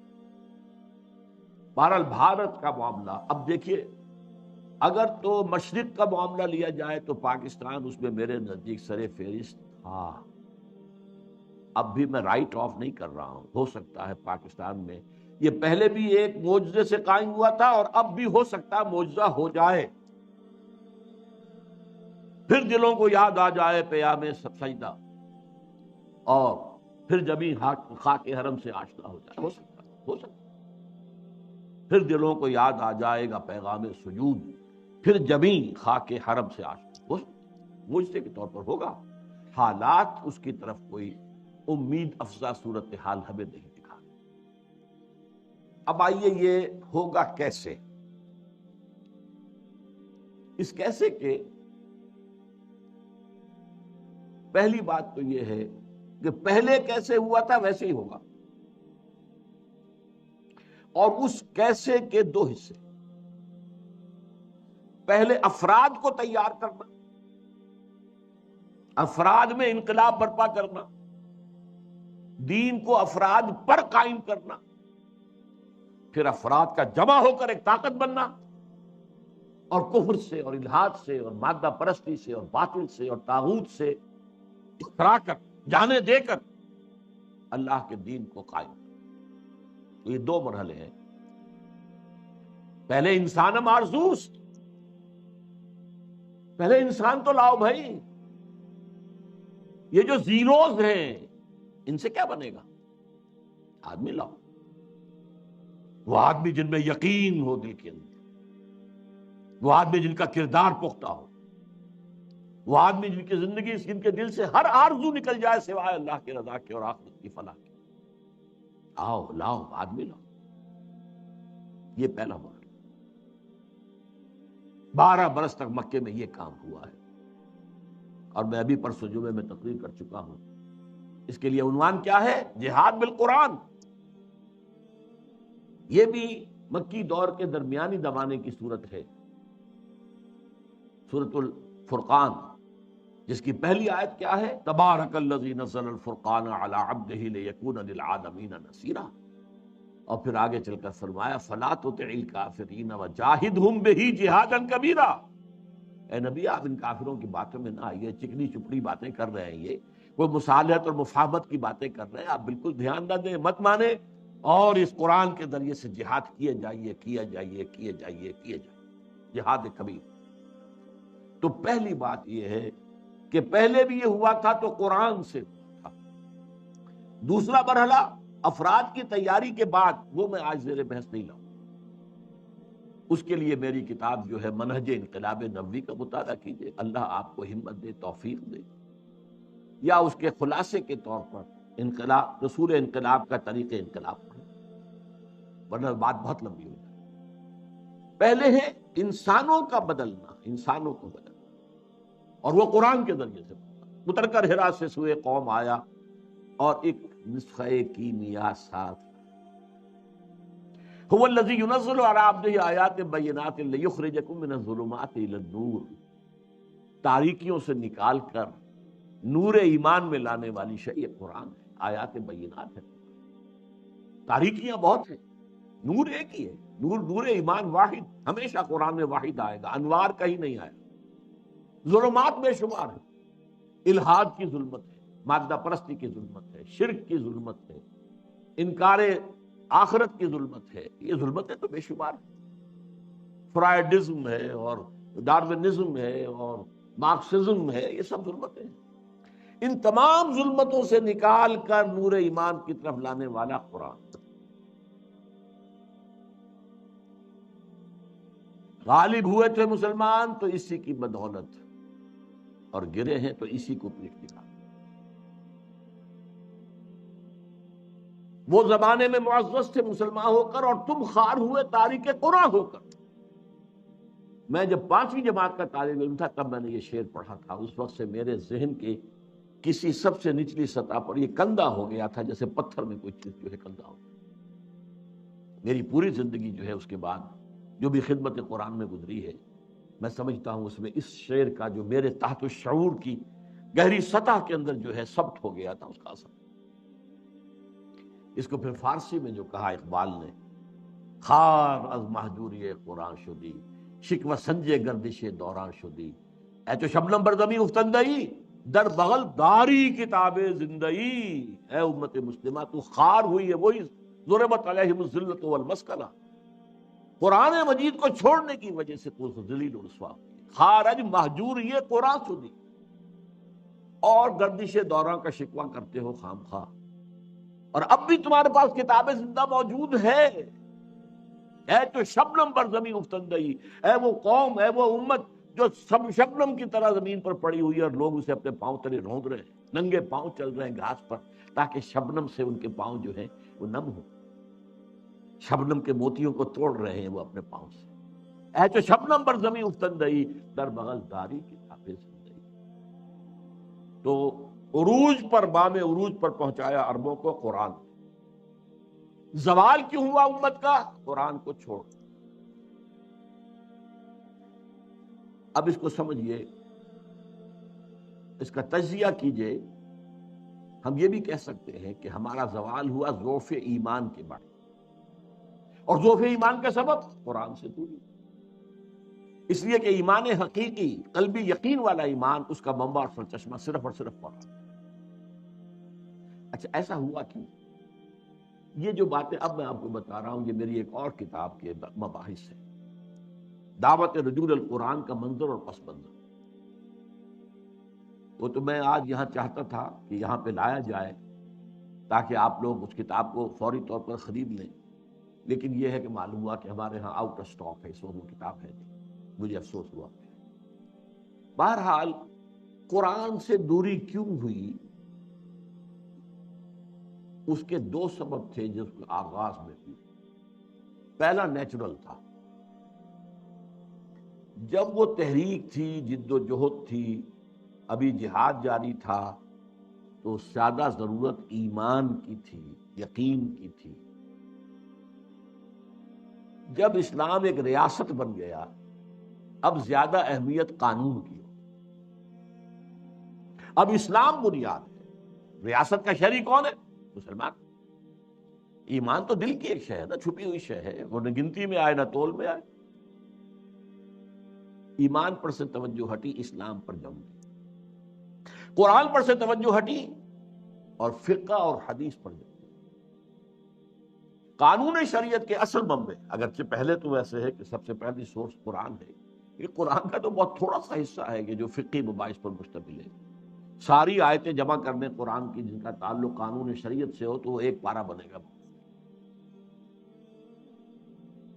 باقی اصل جو شریعت کے منبع ہیں وہ تو حدیث ہے، پھر اس پر قیاس ہے، غور و فکر ہے، اجتہاد ہے، سوچ بچار ہے. یہ تو توجہ جو ہے ہٹ گئی، شفٹ آف ایمفیسس، ایمان سے ہٹ کر اسلام پر، قرآن سے ہٹ کر حدیث اور فقہ. اور دوسرا ایک منفی پہلو بھی تھا، جب ملوکیت آ گئی، سرمایہ داری آ گئی، لوگوں نے یہ سمجھا، سرمایہ داروں نے، بادشاہوں نے، یہ قرآن بند ہی رہے تو بہتر ہے، ورنہ اس میں لوگوں کو ہماری شکلیں نظر آ جائیں. یہ ابو لہب کا کردار ہم نے جو اپنایا ہوا ہے، الذی جمع مالا وعددہ یحسب ان مالہ اخلدہ، یہ جو قرآن کنڈیم کرتا ہے، جو ملوکیت کو ختم کرتا ہے، اگر یہ عام ہو، لوگوں کی توجہ اس پر مرکوز ہو، تو لوگ تو پھر ہمارے طرف پہ ہو جائیں گے، غریبانوں پر ہمارے ہاتھ. تو بند ہی رہے تو اچھا، بھائی پڑھ کر صرف ثواب لے لیا بس. اور آج ہماری ایک بہت بڑی تحریک تبلیغی جماعت جو اسی کی داعی ہے، قرآن کا ترجمہ مت کرو، وہ علماء کریں گے جو 14 سال کی تعلیم حاصل کریں گے، وہ کریں گے، تمہارا کام نہیں. تم صرف قرآن پڑھ کر، یا پھر ٹھیک ہے 14 سال کی تعلیم حاصل کرو، ورنہ فتویٰ لینا ان سے لے لو، باقی تمہیں قرآن سے کیا سر ہوگا، گمراہ ہو جاؤ گے. یہ فلسفہ باقاعدہ عام کیا. اور تیسرا سبب ایک طبعی سبب تھا، عربی زبان یوں سمجھیے کہ یہ جزیرہ نما عرب ہے، اس سے اسلام جب نکلا تو مشرق میں بھی گیا، مغرب میں بھی گیا. شمال میں زیادہ نہیں ہوئی پیش قدمی، اس لیے کہ کوہ قاف آ گیا، کوکیشین ماؤنٹینز جو ہے وہ رکاوٹ بن گئے. لیکن مشرق، عراق سے ہو کر ایران، ایران سے پھر خراسان، ادھر شام سے ہو کر پھر صحرائے سینا سے گزر کر پھر یہ مصر ہے اور لیبیا ہے اور یہ ہے اور وہ ہے، اٹلانٹک تک. اب ایک بڑا باریک فرق ہے، اس میں ذرا غور کریں. عربی زبان مشرق کی طرف نہیں جا سکی، اسلام تو گیا، عربی زبان نہیں گئی، اس لیے کہ پرشین لینگویج بہت مضبوط زبان تھی، پرشین کلچر بہت مضبوط کلچر. عربی اس کو ڈسپلیس نہیں کر سکی، ریپلیس نہیں کر سکی. چنانچہ ان تمام علاقوں کے اندر سرکاری زبان فارسی رہی. ہمارے ہاں مغلوں کی زبان فارسی، اس سے پہلے جو خاندان غلامہ اور خاندان جو بھی تھے، لودھی تھے، خلجی تھے، فلاں تھے، سب فارسی، سرکاری زبان فارسی، عربی کا سروکار ہی نہیں. یہ خاص طور پر ہمارے مشرقی ممالک کی محرومی کا سبب بن گیا. مغرب میں ثقافتی اعتبار سے خلا تھا، خلا کو عربی نے پر کر لیا. پورا شمالی افریقہ عرب ہے، عرب بولتے. اس حقیقت کو ذہن میں رکھیے تو ہمارا خاص طور پر، اور جو ہمارا اس وقت کا موضوع ہے مشرقی ممالک، جو مشرقی ممالک تھے وہ عربی سے محروم رہے. یہاں عربی زبان صرف علماء، اور وہ بھی عربی زبان میں قرآن سے اتنا ان کو دلچسپی نہیں تھی جتنی فقہ سے اور حدیث، بلکہ حدیث سے بھی بہت کم، فقہ ہی فقہ.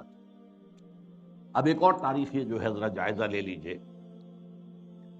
دیکھیے بر عظیم پاک و ہند میں پہلے اسلام آیا تھا سن 92-93 ہجری میں، 712-713 عیسوی، محمد بن قاسم کے زیر قیادت. یہ خالص عربی اسلام تھا، ابھی نہ فقہ تھی، نہ حنفی، نہ مالکی، نہ شافعی، کچھ نہیں، نہ معتزلی تھے، نہ کچھ اور تھے. یہ سب ایک ہی عرب اسلام، اس میں عجم کا کوئی دخل ہی نہیں. لیکن یہ بہت شارٹ لیوڈ رہا. پھر جو اسلام یہاں آیا ہے شمال مغربی دروں سے، درہ خیبر سے اور درہ گومل سے اور درہ ٹوچی سے، یہ جو اسلام آیا ہے 300 برس بعد آیا ہے. اس اسلام میں دو چیزیں پیوست تھیں، حنفیت کٹر، حنفیت ہی اسلام ہے گویا، باقی تو گویا اسلام ہی تھی، اور تصوف جس کے اندر کے وحدت الوجودی، بلکہ یہاں تک کہ عوامی سطح پر ہم اس کی تصورات. پاک ہندوستان کی تقدیر بنا ہے وہ اسلام. عربی زبان صرف علماء یا پھر فقہ.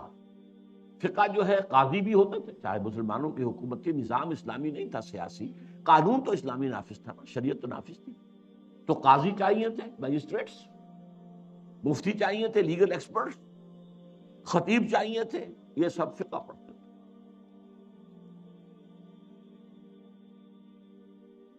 اور قرآن سے جو دوری رہی اور حدیث سے جو دوری رہی، یہ کہیں جا کر وہ 11ویں 12ویں صدی میں جا کر قرآن اور حدیث کی طرف رجوع، ہندوستان حدیث کی طرف پہلے رجوع ہوا ہے۔ شیخ عبد الحق محدث دہلوی رحمۃ اللہ علیہ، جو 11ویں صدی کیا بلکہ ثانی کے مجدد شیخ احمد سرہندی کے ہم عصر، انہوں نے حدیث کا پودا لگایا ہے اس سرزمین ہند۔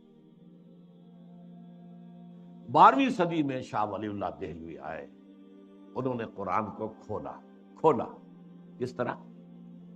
فارسی ترجمہ کیا۔ اس سے پہلے ترجمہ کرنا حرام سمجھا جاتا تھا، گناہ سمجھا جاتا تھا، جرم سمجھا جاتا تھا، اور شاہ ولی اللہ کے خلاف بھی عوامی ایجیٹیشن ہوئی ہے مولویوں کے ذریعے سے، مار دو اس کو، ترجمہ کرتا ہے۔ اور 2 افغانی، انہیں ولایتی کہتے تھے اس زمانے میں، ولایت، یہ ولایت تھا نا، دوسرا ملک تھا، 2 ولایتی بلا لیے گئے تھے۔ فتح پوری کی مسجد میں عصر کے بعد درس حدیث دیا کرتے تھے، وہاں سے نکلے ہیں تو کھڑے ہوئے تھے وہ 2 پٹھان، 2 افغان قتل کرنے کے لیے، لیکن کچھ روب ایسا پڑا ان پر شاہ صاحب کی نورانیت کا یا شخصیت کا کہ وہ قتل نہیں کر سکتے، ورنہ قتل کر دیں۔ بہرحال حدیث کا، اور پھر دوسرے انہوں نے الفوز الکبیر کتاب لکھی، جس سے عام آدمی کے لیے بھی فہم قرآن کی کوشش کرنا ممکن تھی۔ پھر ان کے 3 بیٹے، 4 میں سے 3 بیٹوں نے قرآن کے ترجمے کیے اردو میں۔ شاہ صاحب نے تو فارسی میں کیا، جو اس وقت کی آفیشل لینگویج تھی، جو آج کی انگریزی تھی، گویا کہ انگریزی دور کی انگریزی اور مسلمان دور کی فارسی۔ اسی لیے تو وہ آپ کے ہاں کہاوت ہے نا، پڑھے فارسی اور بیچے تیل، دیکھو رے قسمت کے کھیل۔ فارسی پڑھ کے تو اسے سرکاری عہدیدار ہونا چاہیے، یہ تیل کیوں بیچ رہا؟ اور یہی حال ہمارا بعد میں ہوا انگریزی کا۔ اس اعتبار سے شاہ عبد العزیز نے ترجمہ بھی کیا، تفسیر بھی لکھی، تفسیر عزیز اردو میں۔ شاہ عبد القادر نے ترجمہ کیا با محاورہ، شاہ رفیع الدین نے کیا لفظی۔ اور یہ سب کیا ہوا ہے 19ویں صدی کے شروع۔ 19ویں صدی کا درمیانی حصہ جو تھا وہ تحریک مجاہدین، سید احمد بریلوی اور شاہ اسماعیل شہید کی جد و جہد، اس میں گزرا، اور یا پھر جس کو کہا جاتا تھا غدر، پہلی جنگ آزادی اس میں۔ لیکن 19ویں صدی کے آخر میں سر سید احمد خان نے تفسیر لکھی، 15 پارے کی تفسیر ان کی اب بھی ملتی ہے، اور اس میں الہاد ٹھوک ٹھوک کر بھر دیا۔ اس میں معجزات کا انکار ہے، اس میں فرشتوں کے وجود کا انکار ہے، اس میں جنات کے علیحدہ وجود کا انکار ہے۔ یعنی جو بھی نیوٹونین سائنس کی گرفت میں آنے والی چیزیں نہیں ہیں، کیسے ہو سکتا ہے کہ سمندر پھٹ جائے؟ یہ کیا مولویوں نے بتا رکھا؟ نہیں، یہ تو مد و جزر کا معاملہ تھا۔ سمندر جزر پر تھا تو حضرت موسیٰ نکل گئے، اور جب فرعون آیا تو وہ مد کے اوپر آ گیا، غرق ہو گیا۔ یہ ساری توجیحات، فرشتے کوئی نہیں، فرشتے فورسز آف دی نیچر کا نام۔ اب ظاہر بات ہے کہ سر سید جو ہے وہ ہندوستان میں مسلمانوں کا قومی رہنما بن کر ابھر رہا تھا، اور اس میں کوئی شک نہیں۔ قومی اعتبار سے بہت مخلص تھا، بہت خیر خواہ تھا، اس میں کوئی شک نہیں۔ دینی اعتبار سے سخت گمراہ۔ اس کی تفسیر نے جو گمراہی پھیلانی شروع کی ہے، تب علماء کو ہوش آئی ہے۔ پھر جو تفسیریں یہاں لکھی گئی ہیں ہندوستان میں اور ترجمے ہوئے ہیں، اس کی کوئی نظیر آپ کو نہ تو پوری مسلم تاریخ میں ملے گی، نہ کنٹمپریری مسلم ورلڈ میں ملے گی۔ کتنی تفسیریں! شیخ الہند نے ترجمہ کیا، محمود حسن دیوبندی نے اردو میں ترجمہ کیا، اس پر حواشی مکمل کیے شبیر عثمانی شیخ الاسلام نے۔ اسی طرح بریلویوں کے امام جو ہیں امام احمد رضا خان، انہوں نے ترجمہ کیا، اس پر حواشی لکھے مفتی نعیم مراد آبادی، اہل حدیث نے لکھی، مولانا سلام اللہ امرتسری نے لکھی، مختلف جو مذہبی تھے انہوں نے بھی تفسیریں لکھی، مولانا اشرف علی تھانوی نے لکھی، ان کے شاگردوں کو سمجھ لیجیے 3 تفسیریں انہوں نے لکھی، مولانا عبد المجید دریابادی نے لکھی، مولانا مفتی محمد شفیع صاحب نے معارف القرآن لکھی، مفتی ادریس کاندھلوی صاحب نے، مولانا ادریس کاندھلوی نے لکھی، تفسیروں کا سیلاب۔ پھر دوسری طرف جو سر سید کے پیروکار تھے ان میں قادیانی سامنے آئے، انہوں نے تفسیریں لکھی۔ بشیر الدین محمود نے 2 تفسیریں لکھی، تفسیر کبیر، تفسیر صغیر، محمود احمد، بشیر الدین محمود احمد۔ مولوی محمد علی کی تفسیر جو تھی انگریزی کی، وہ بہت مقبول ہوئی، اس لیے کہ اس وقت تک انگریزی میں کوئی ترجمہ اور تفسیر تھی ہی نہیں، اور جدید جو طبقہ پیدا ہو رہا تھا جو مسلمانوں کا انگریزی پڑھ کر، انہیں ظاہر بات ہے کہ ضرورت تھی انگریزی میں۔ اسی طرح علامہ مشرقی سائنٹیفک قسم کی جو توجیحات انہوں نے کی۔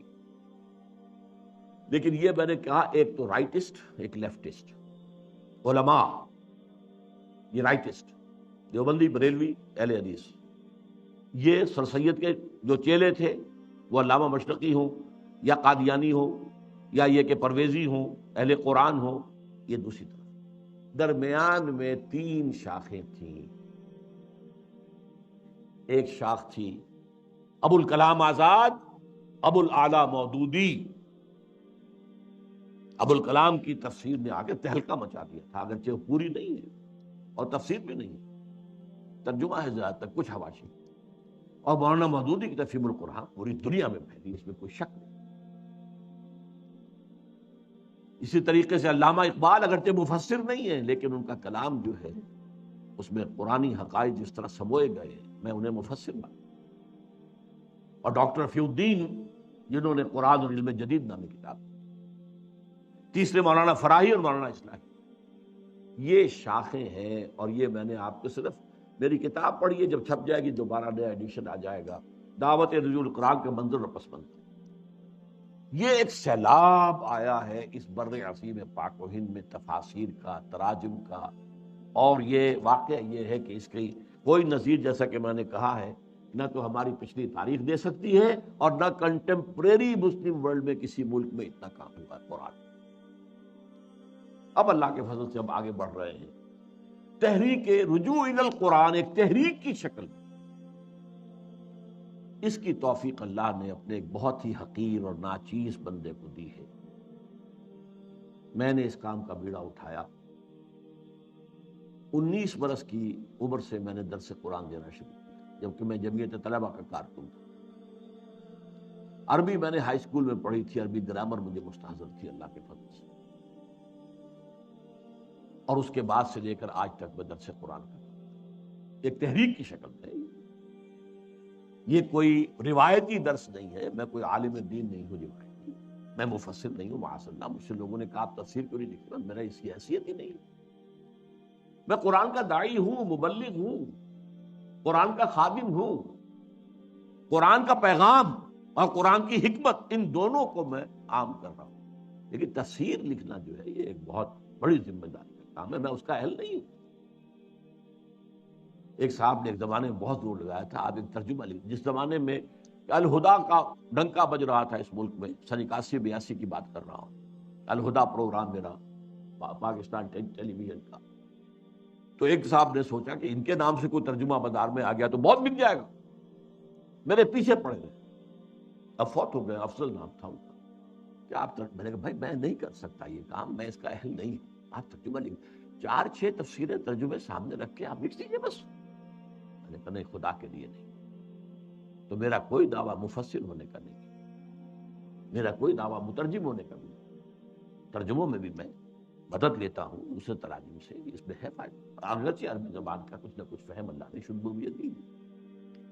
بہرحال یہ تحریک رجوع القرآن جو ہے یہ ایک فضل عظیم ہوا ہے اس حقیر سے بندے پر، اس نے اس کو تحریک کی شکل دی ہے۔ اچھا، اس میں جو ہے دیکھیے جو چیزیں لڑیاں میں نے گنوائی ہیں، رائٹ، لیفٹ، سینٹر، ان میں سے 4 کو الحمدللہ الحمدللہ الحمدللہ اللہ کا فضل ہے، اس نے میری ذات میں جمع کر،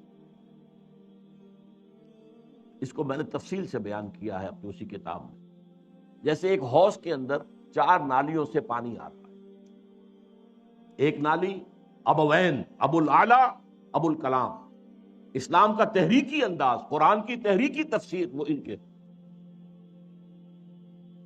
دوسری ہی این فراحی اصلاحی، قرآن کا نظم، قرآن کا ربط، قرآن کا فطری استدلال، یہ ان کا موضوع۔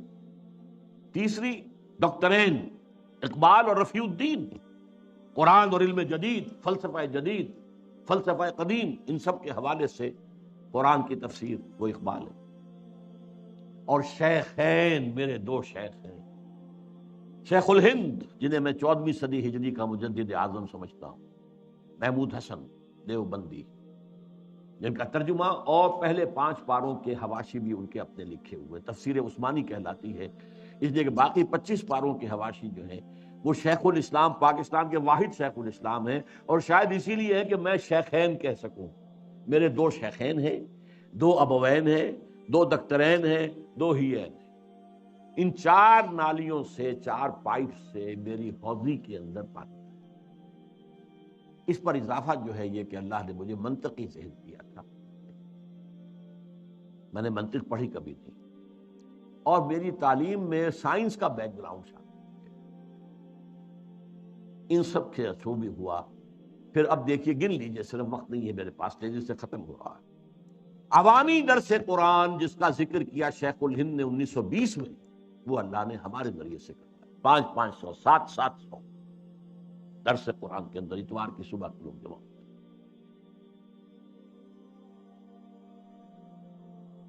انجمن ہائے خدام القرآن، لاہور، کراچی، ملتان، جنگ، فیصل آباد، انجمن ہائے خدام القرآن، قرآن اکیڈمیز، لاہور، کراچی، ملتان، فیصل آباد، جنگ،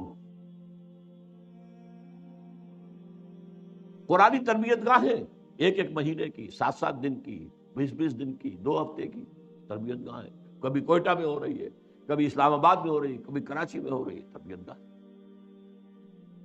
پھر تراویح کے ساتھ ترجمہ قرآن، یہ طرز خاص ہے، ایجاد میری، اس کا تصور نہیں کیا جا سکتا تھا کہ 5 گھنٹے، 5.5، اور شروع میں نے جب کیا تھا 6 گھنٹے لگتے تھے جبکہ تراویح ختم ہوتی تھی اور عشاء کی۔ پھر فیلوشپ اسکیم شروع کی، پھر 1 ایئر کورس شروع کیا، پڑھے لکھے لوگ جو ہے، ایم ایس سی ہیں، بی ایس سی ہیں، یہ ہیں، پی ایچ ڈی ہیں، ڈاکٹر ہیں، انجینئر ہیں، یہ آئیں اور 1 سال لگائیں، یا اب ہم نے اسے 9 مہینے کا کیا ہوا ہے، اور یہاں عربی پڑھے، قرآن پڑھے، الحمدللہ اس سے بھی بے شمار لوگ نکل چکے۔ پھر یہ ہے کہ ایک بڑی ٹیم اب تیار ہو چکی ہے، جو اعلیٰ تعلیم یافتہ لوگ ہیں، ایسے نہیں ہیں، انجینئر ہیں، ڈاکٹرز ہیں، ایم ایز ہیں، ایم ایس سیز ہیں، پی ایچ ڈیز ہیں، وہ اب درس قرآن دے رہے ہیں۔ گئے دن کے تنہا تھا میں انجمن میں، یہاں اب میرے راستہ اور بھی۔ ٹی وی کا پروگرام 15 مہینے تک، ویسے تو یہ کہ پروگرام میرا وہ تقریباً 3 سال تک چلا ہے، رمضان میں چلا، پھر وہ بھی ہوا، لیکن پھر 15 مہینے الہدا۔ اور اب جو کچھ ہو رہا ہے، اب پوری دنیا میں ڈنکا بج رہا ہے۔ 1998 کا میرا بیان القرآن جو ہے تراویح کے ساتھ کیا ہوا، وہ ARY کے ذریعے سے، اسلام چینل کے ذریعے سے، اور نہ معلوم کتنے اور چینل ہیں، لندن بیس چینل ہے، اس پر چل رہے ہیں، پوری دنیا سے اس کے اندر ڈنکا بج رہا ہے۔ اب یہاں نوٹ کیجئے وہ آیات جو میں نے شروع میں پڑھی تھی، کیا یہ سب کچھ بیکار جائے گا؟ کیا اس کا کوئی نتیجہ نکلے گا؟ نہیں۔ اتنی بڑی قرآنی تحریک کا، پھر میں کہوں گا پوری اسلامی تاریخ کے اندر کوئی مثال نہیں ہے، یہ میں اپنے کسی ذوق اور تکبر کی وجہ سے نہیں کہہ رہا ہوں، حقائق ہیں جو بیان، اما بنعمت ربک فحدث، عوامی سطح پر یہ تحریک۔ یہ تو علماء جو ہے اپنے مدرسوں میں وہ بھی تھوڑا بہت قرآن پڑھتے تھے، باقی سارا جو ہے زور ان کا جو ہے وہ فقہ پر یا کچھ حدیث پر، بس قرآن پر تو نہیں تھا۔ بہرحال میں نے آپ کو وہ آیات سنائے، طٰہٰ مَا أَنزَلْنَا إِلَيْكَ الْقُرْآنَ لِتَشْقَىٰ، آپ ناکام نہیں ہوں گے، قرآن آپ پر اس لیے نازل نہیں کیا۔ وَبِالْحَقِّ أَنزَلْنَاهُ وَبِالْحَقِّ نَزَلَ وَمَا أَرْسَلْنَاكَ إِلَّا مُبَشِّرًا وَنَذِيرًا إِنَّهُ لَقَوْلٌ فَصْلٌ وَمَا هُوَ بِالْهَزْلِ إِنَّهُمْ يَكِيدُونَ كَيْدًا وَأَكِيدُ كَيْدًا۔ اور حدیث نبوی، إِنَّ اللَّهَ يَرْفَعُ بِهَذَا الْكِتَابِ أَقْوَامًا وَيَضَعُ بِهِ آخَرِينَ۔ اب اس جو بھی جد و جہد یہاں ہوئی ہے اللہ کے فضل و کرم سے، اس کا ایک تو خاکم بدہن منفی نتیجہ نکلنے کا اندیشہ ہے پاکستان کے ہم۔ جتنے بڑے پیمانے پر یہ دعوت رجوع القرآن اس ملک میں چلی ہے، اور پھر بھی یہاں عوام کے اندر کوئی اسلامی تحریک برپا نہیں، عوام کا رخ نہیں ہوا۔ علماء نے نہ ریکگنائز کیا، نہ توجہ دی، نہ تائید کی، نہ تحسین کی، مخالفت کی۔ میں یہاں سورہ سجدہ کی آیت سنا رہا ہوں آپ کو، وَمَنْ أَظْلَمُ مِمَّنْ ذُكِّرَ بِآيَاتِ رَبِّهِ ثُمَّ أَعْرَضَ عَنْهَا إِنَّا مِنَ الْمُجْرِمِينَ مُنْتَقِمُونَ۔ ان سے بڑھ کر ظالم اور کون ہوگا جنہیں اللہ کی آیات کے ذریعے سے تذکیر کرائی گئی۔ میں نے وعظ نہیں کہے ہیں، میں نے آیات الہی کا درس دیا، میں نے آیات الہی کے ذریعے سے فذکر بالقرآن من یخاف وعید۔ تو ان سے بڑھ کر ظالم کون ہوگا جنہیں اللہ کی آیات، ان کے رب کی آیات کے ذریعے سے تذکیر کرائی گئی ہو، پھر بھی ثم اعرض عنہا، پھر بھی ان سے اعراض کیا ہو، اور بڑے سخت الفاظ، انا من المجرمین منتقمون، ہم ایسے مجرموں سے تو انتقام لے کر رہے ہیں۔ اللہ ہمیں اپنی پناہ میں رکھ لے، ہمیں معاف کر۔ اور دوسری بات، وَإِن يَكْفُرْ بِهَا هَؤُلَاءِ فَقَدْ وَكَّلْنَا بِهَا قَوْمًا لَيْسُوا بِهَا بِكَافِرِينَ۔ یہ بھی حضور کی دلجوئی کے لیے آیت نازل ہوئی تھی سورہ انعام میں، اے نبی اگر آپ کی اس قوم نے اس قرآن کی ناقدری کی ہے، 10 برس میں آپ کو 100 آدمی ملے یہاں سے ناقدری کی۔ ان یکفر بہا ہؤلاء، یہ آپ کی قوم، فقد وکلنا بہا قوما، ہم نے اس قرآن کے لیے ایک قوم کو تیار کر رکھا ہے، اس کے سپرد کی ہوئی ہے خدمت، لیسوا بہا بکافرین، وہ کافر نہیں ہوں گے، وہ اس کی ناقدری نہیں کریں گے۔ اور تاریخ نے ثابت کیا وہ سرزمین مدینے کی تھی، حضور کا قدم مبارک پہنچا بھی نہیں، اور اسلام وہاں پہنچ گیا۔ 7 خزرجی حج کے موقع پر آئے ہیں اور ایمان لائے، اور پھر اگلے سال وہ غالباً 15 تھے، اور پھر کہا ہمیں کوئی آپ اپنے شاگرد دیجئے۔ حضور کا قدم نہیں پہنچا وہاں، کہاں یہ کہ 10 برس ہو گئے مکے میں بنفس نفیس دعوت دے رہے ہیں محمد رسول اللہ صلی اللہ علیہ وسلم۔ تو یہ کہ اب آپ نے اپنے 2 نوجوان شاگرد بھیجے، ایک تو ان میں سے اندھے بھی تھے بیچارے، نابینا، عبداللہ ابن ام مکتوم، اور دوسرے مصعب بن عمیر رضی اللہ تعالی عنہ۔ اور وہاں ایک سال میں 75 آدمی حج کے اوپر آ گئے، جو 75 آئے ہیں تو 75 پیچھے بھی ہو گئے، یہ ایک سال کی کمائی ہے۔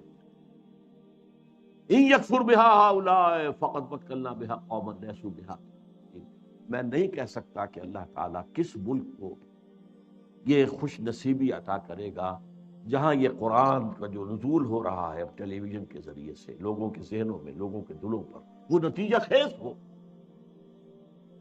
جیسے آپ کو معلوم ہے کہ ایک بڑ کا درخت جو ہے اس کی داڑھی نکلا کرتی ہے، اس کی شاخیں ہیں، شاخوں سے نیچے داڑھی کی شکل میں کوئی چیز اترنی شروع ہوئی، تو زمین تک پہنچ گئی، زمین میں پنجے گاڑ لیے، پھر وہ تنا بن گئی، جس کو ایڈوینٹیشس روٹس کہتے ہیں باٹنی میں۔ ایک تو اصل تنا تھا، اس کی شاخوں کے ساتھ جو ہے یہ نیچے اتر کر داڑھی کی شکل میں اور زمین پہ پنجے گاڑ کر وہ پھر تنے بن گئے۔ اسی لیے یہ بہت ایکڑوں کے اندر برگد کا درخت جو ہے وہ پھیل جاتا ہے۔ ایسے برگد کے درخت بھی ہوئے جن کے نیچے پوری فوج آرام کرتی، غالباً بہار میں۔ بہرحال میں نہیں کہہ سکتا، کہیں نہ کہیں تو یہ جڑ پکڑے گی یہ دعوت، میں نہیں ہوں گا لیکن اس کے نتائج کہیں نہ کہیں نکلیں گے، اس لیے کہ مجھے یقین ہے ما انزلنا علیک القرآن لتشقی انہ لقول فصل وما هو بالحق انزلناہ وبالحق نزل اور ان اللہ یرفع بہذا الکتاب اقواما ویضع بہ آخرین۔ جو بھی قوم اس کو لے کر اٹھ کھڑی ہوگی کسے باشد، ہو سکتا ہے اللہ کسی غیر مسلم قوم کو توفیق دے دے۔ آخر تاتاریوں کے ذریعے سے اسلام مسلمانوں کو دوبارہ دنیا کے اندر عزت نصیب نہیں ہوئی، کروڑوں مسلمانوں کو قتل کیا، اور پھر اسلام نے انہیں فتح کر لیا ہے۔ آیا فتنہ تاتار کے افسانے سے پاسباں مل گئے کعبے کو صنم خانے سے۔ اب میں آخری بات پر آ رہا ہوں جو میری آج کی اس گفتگو کا اصل پس منظر ہے۔ دیکھیے، میں نے ابھی تک جو انقلاب کا عرض کیا تھا، دو مرحلے ہوتے ہیں۔ پہلے آدمیوں کو کھینچنا، آدمیوں کو تیار کرنا، ایسے مرد مومن بنانا کہ جو تن من دھن ایک منظم جد و جہد کے تحت لگا دیں اللہ کے دین۔ پھر اس کے مرحلے ہیں، وہ پھر میں جیسا کہ میں نے عرض کیا، یا منہج انقلاب نبوی پڑھیے، اور یا کم سے کم رسول انقلاب کا طریق انقلاب۔ اب یہ میں ذرا آسمان سے زمین پر آ رہا ہوں۔ آسمان سے چلا تھا نا پورے عالم اسلامی، پورے عالم انسانیت کا معاملہ، پھر ملت اسلامیہ کا معاملہ، پھر یہ ملت اسلامیہ پاکستان کا معاملہ، یہ سب ایک قرآن سے وابستہ۔ پاکستان قرآن کو تھام لیتا تو جو اس کی عظمت ہوتی اس کا آپ تصور بھی نہیں کر سکتے۔ بہرحال اب بھی موقع ہے، جیسا کہ میں نے کہا، حدیث میں ہے کہ اگر سور پھونکا جا رہا ہو اور ساتھ ہی تم کوئی پودا لگا رہے ہو، لگاؤ اس کو، یہ چھوڑ دو بس ختم ہوئی دنیا تو ختم ہوئی، اب کائے کے لیے کام کرنا ہے، کام ہم نے کرنا۔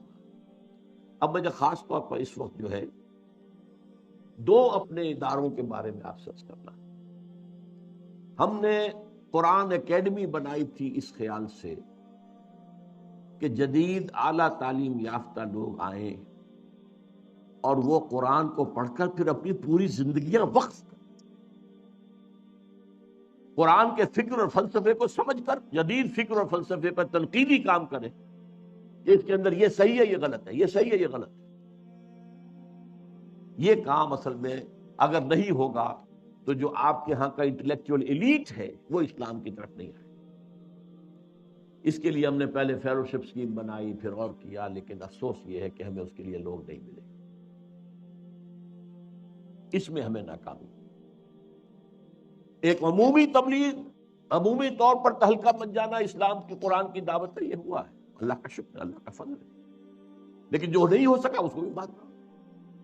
اسی طرح ہم نے یہ قرآن کالج بنایا تھا کہ یہاں سے ایسی نئی پود نکلے جسے پنیری کہتے ہیں، جو عربی اور انگریزی دونوں زبانوں سے اچھی طریقے سے واقف ہو کر پھر انگریزی کے حوالے سے تو وہ جو ہے جدید فکر کو سمجھے، اور عربی کے اندر جو ہے پختگی کے ذریعے سے قرآن اور سنت کو سمجھے، اور پھر وہ داعی بن کر کھڑے ہوں۔ افسوس یہ ہے کہ ہمیں اس میں بھی تاحال کوئی بڑی کامیابی نہیں ہو سکی۔ یہ ضرور ہوا جو لوگ بھی آئے ہیں ان کی کچھ تربیت ہوئی ہے، ان کے ذہن بنے ہیں، لیکن وہ چیز جو مطلوب تھی وہ ہم اپنے حسب منشا ابھی پیدا نہیں کی۔ اس کی وجہ کیا ہے؟ مادیت کا اتنا شدید غلبہ ہے، اتنا غلبہ ہے، سب لوگ صرف روزی کمانے کے لیے علم حاصل کرنا چاہتے ہیں۔ علم بحیثیت علم کی کوئی حیثیت رہی نہیں۔ ڈاکٹری تھی کسی زمانے میں، انجینئرنگ تھی کسی زمانے میں، پھر ایم بی اے آیا، پھر یہ کمپیوٹر آیا، آئی ٹی آیا، ایسے تو وہاں ملتے ہیں، اسٹریٹ آف 15,000 20,000 کی تنخواہ ملتی ہے، اور مادیت کا غلبہ ہے۔ حصول تعلیم کا مقصد ہی صرف ایک ہے، دنیا حاصل کرنا، اچھے سے اچھے معیار پر زندگی گزارنا، یہ تو مادیت کا غلبہ۔ چنانچہ بہت سی یونیورسٹیوں میں فلسفے کے شعبے ختم ہو رہے ہیں، ہیومینٹیز کے پڑھنے والے نہیں ہیں، کون پڑھے؟ ہاں اکنامکس پڑھتے ہیں، وہ دنیا کی معاشیات کا معاملہ ہے، وہ تو پڑھتے ہیں، وہ تو ظاہر بات ہے کہ اکنامکس ایز اے سبجیکٹ بھی ہے، پھر اس کے بعد سی اے وی اے کرنا ہے، اکاؤنٹنسی کرنی ہے، بینکنگ میں جانا ہے، وہ تو سب کے لیے، وہ کامرس ہے، سب میں چاہیے، لیکن اور کوئی پولیٹیکل سائنس کون پڑھے گا؟ تو پاگل ہوا؟ ہسٹری کون پڑھے گا؟ فلسفہ کون پڑھے گا؟ وہ تو مہا پاگل ہوگا جو فلسفہ پڑھے گا۔ یہ حال ہے جس کی وجہ سے ہم تاحال بھی ناکام ہیں۔ بہرحال اس وقت ایک تو مجھے یہ اعلان کرنا ہے کہ 1 ایئر کورس جو ہے وہ اب دوبارہ جو ہے، جو ہر سال ہمارا شروع ہوتا ہے 1 سپٹمبر سے، اب پھر وہ آ گیا ہے۔ جو لوگ بھی اعلیٰ تعلیم یافتہ ہیں لیکن عربی سے ناواقف، جنہیں میں کہتا ہوں پڑھے لکھے جاہل، ایک طرف ایم ایس سی ہے، پی ایچ ڈی ہے، دوسری طرف قرآن ناظرہ بھی نہیں پڑھ سکتے، جاہل ہو گئے کہ نہیں؟ پڑھے لکھے جاہل، ان کے لیے ہم نے یہ انتظام کیا ہوا ہے کہ وہ آئیں، 9 مہینے لگائیں ڈٹ کر، صبح 8 بجے سے لے کر 1 بجے تک باقاعدہ تعلیم ٹھوس، اور پھر شام کو بھی کام کرنا پڑے گا تب آگے چل سکیں گے، ورنہ نہیں۔ یہ ہمہ وقت جاب ہے، اور دوسری بات جس کے لیے میں نے خاص طور پر آج آپ سے ایک یہ ہینڈ بل بھی تقسیم ہو گیا ہے آپ کو، اب اس کالج کا ایک نظام کو ہم تبدیل کر رہے ہیں. اس کالج میں اب ہم صرف داخلہ دیں گے ان لوگوں کو جو عربی لازمن لے، اسلامک سٹڈیز لیں، انگریزی تو ہے ہی ہے، لہذا ان کو تیار کیا جائے اس کام کے لیے کہ جو ہمارے پیش نظر ہے. یہ تحریک جہاں تک پہنچ چکی ہے، اب ایک نئی ڈائمنشن کے ساتھ ایک نئی تعداد کے اندر لوگ جو ہے وہ ابھریں اور وہ اس کام کو کریں. تو یہ لیفلیٹ آپ کے پاس ہے، یہ میں چاہتا ہوں کہ میرے ساتھ آپ اس کو پڑھ لیں، نکال لیجئے اپنی جیبوں سے. میں پڑھوں گا، آپ بھی دیکھتے جائیے.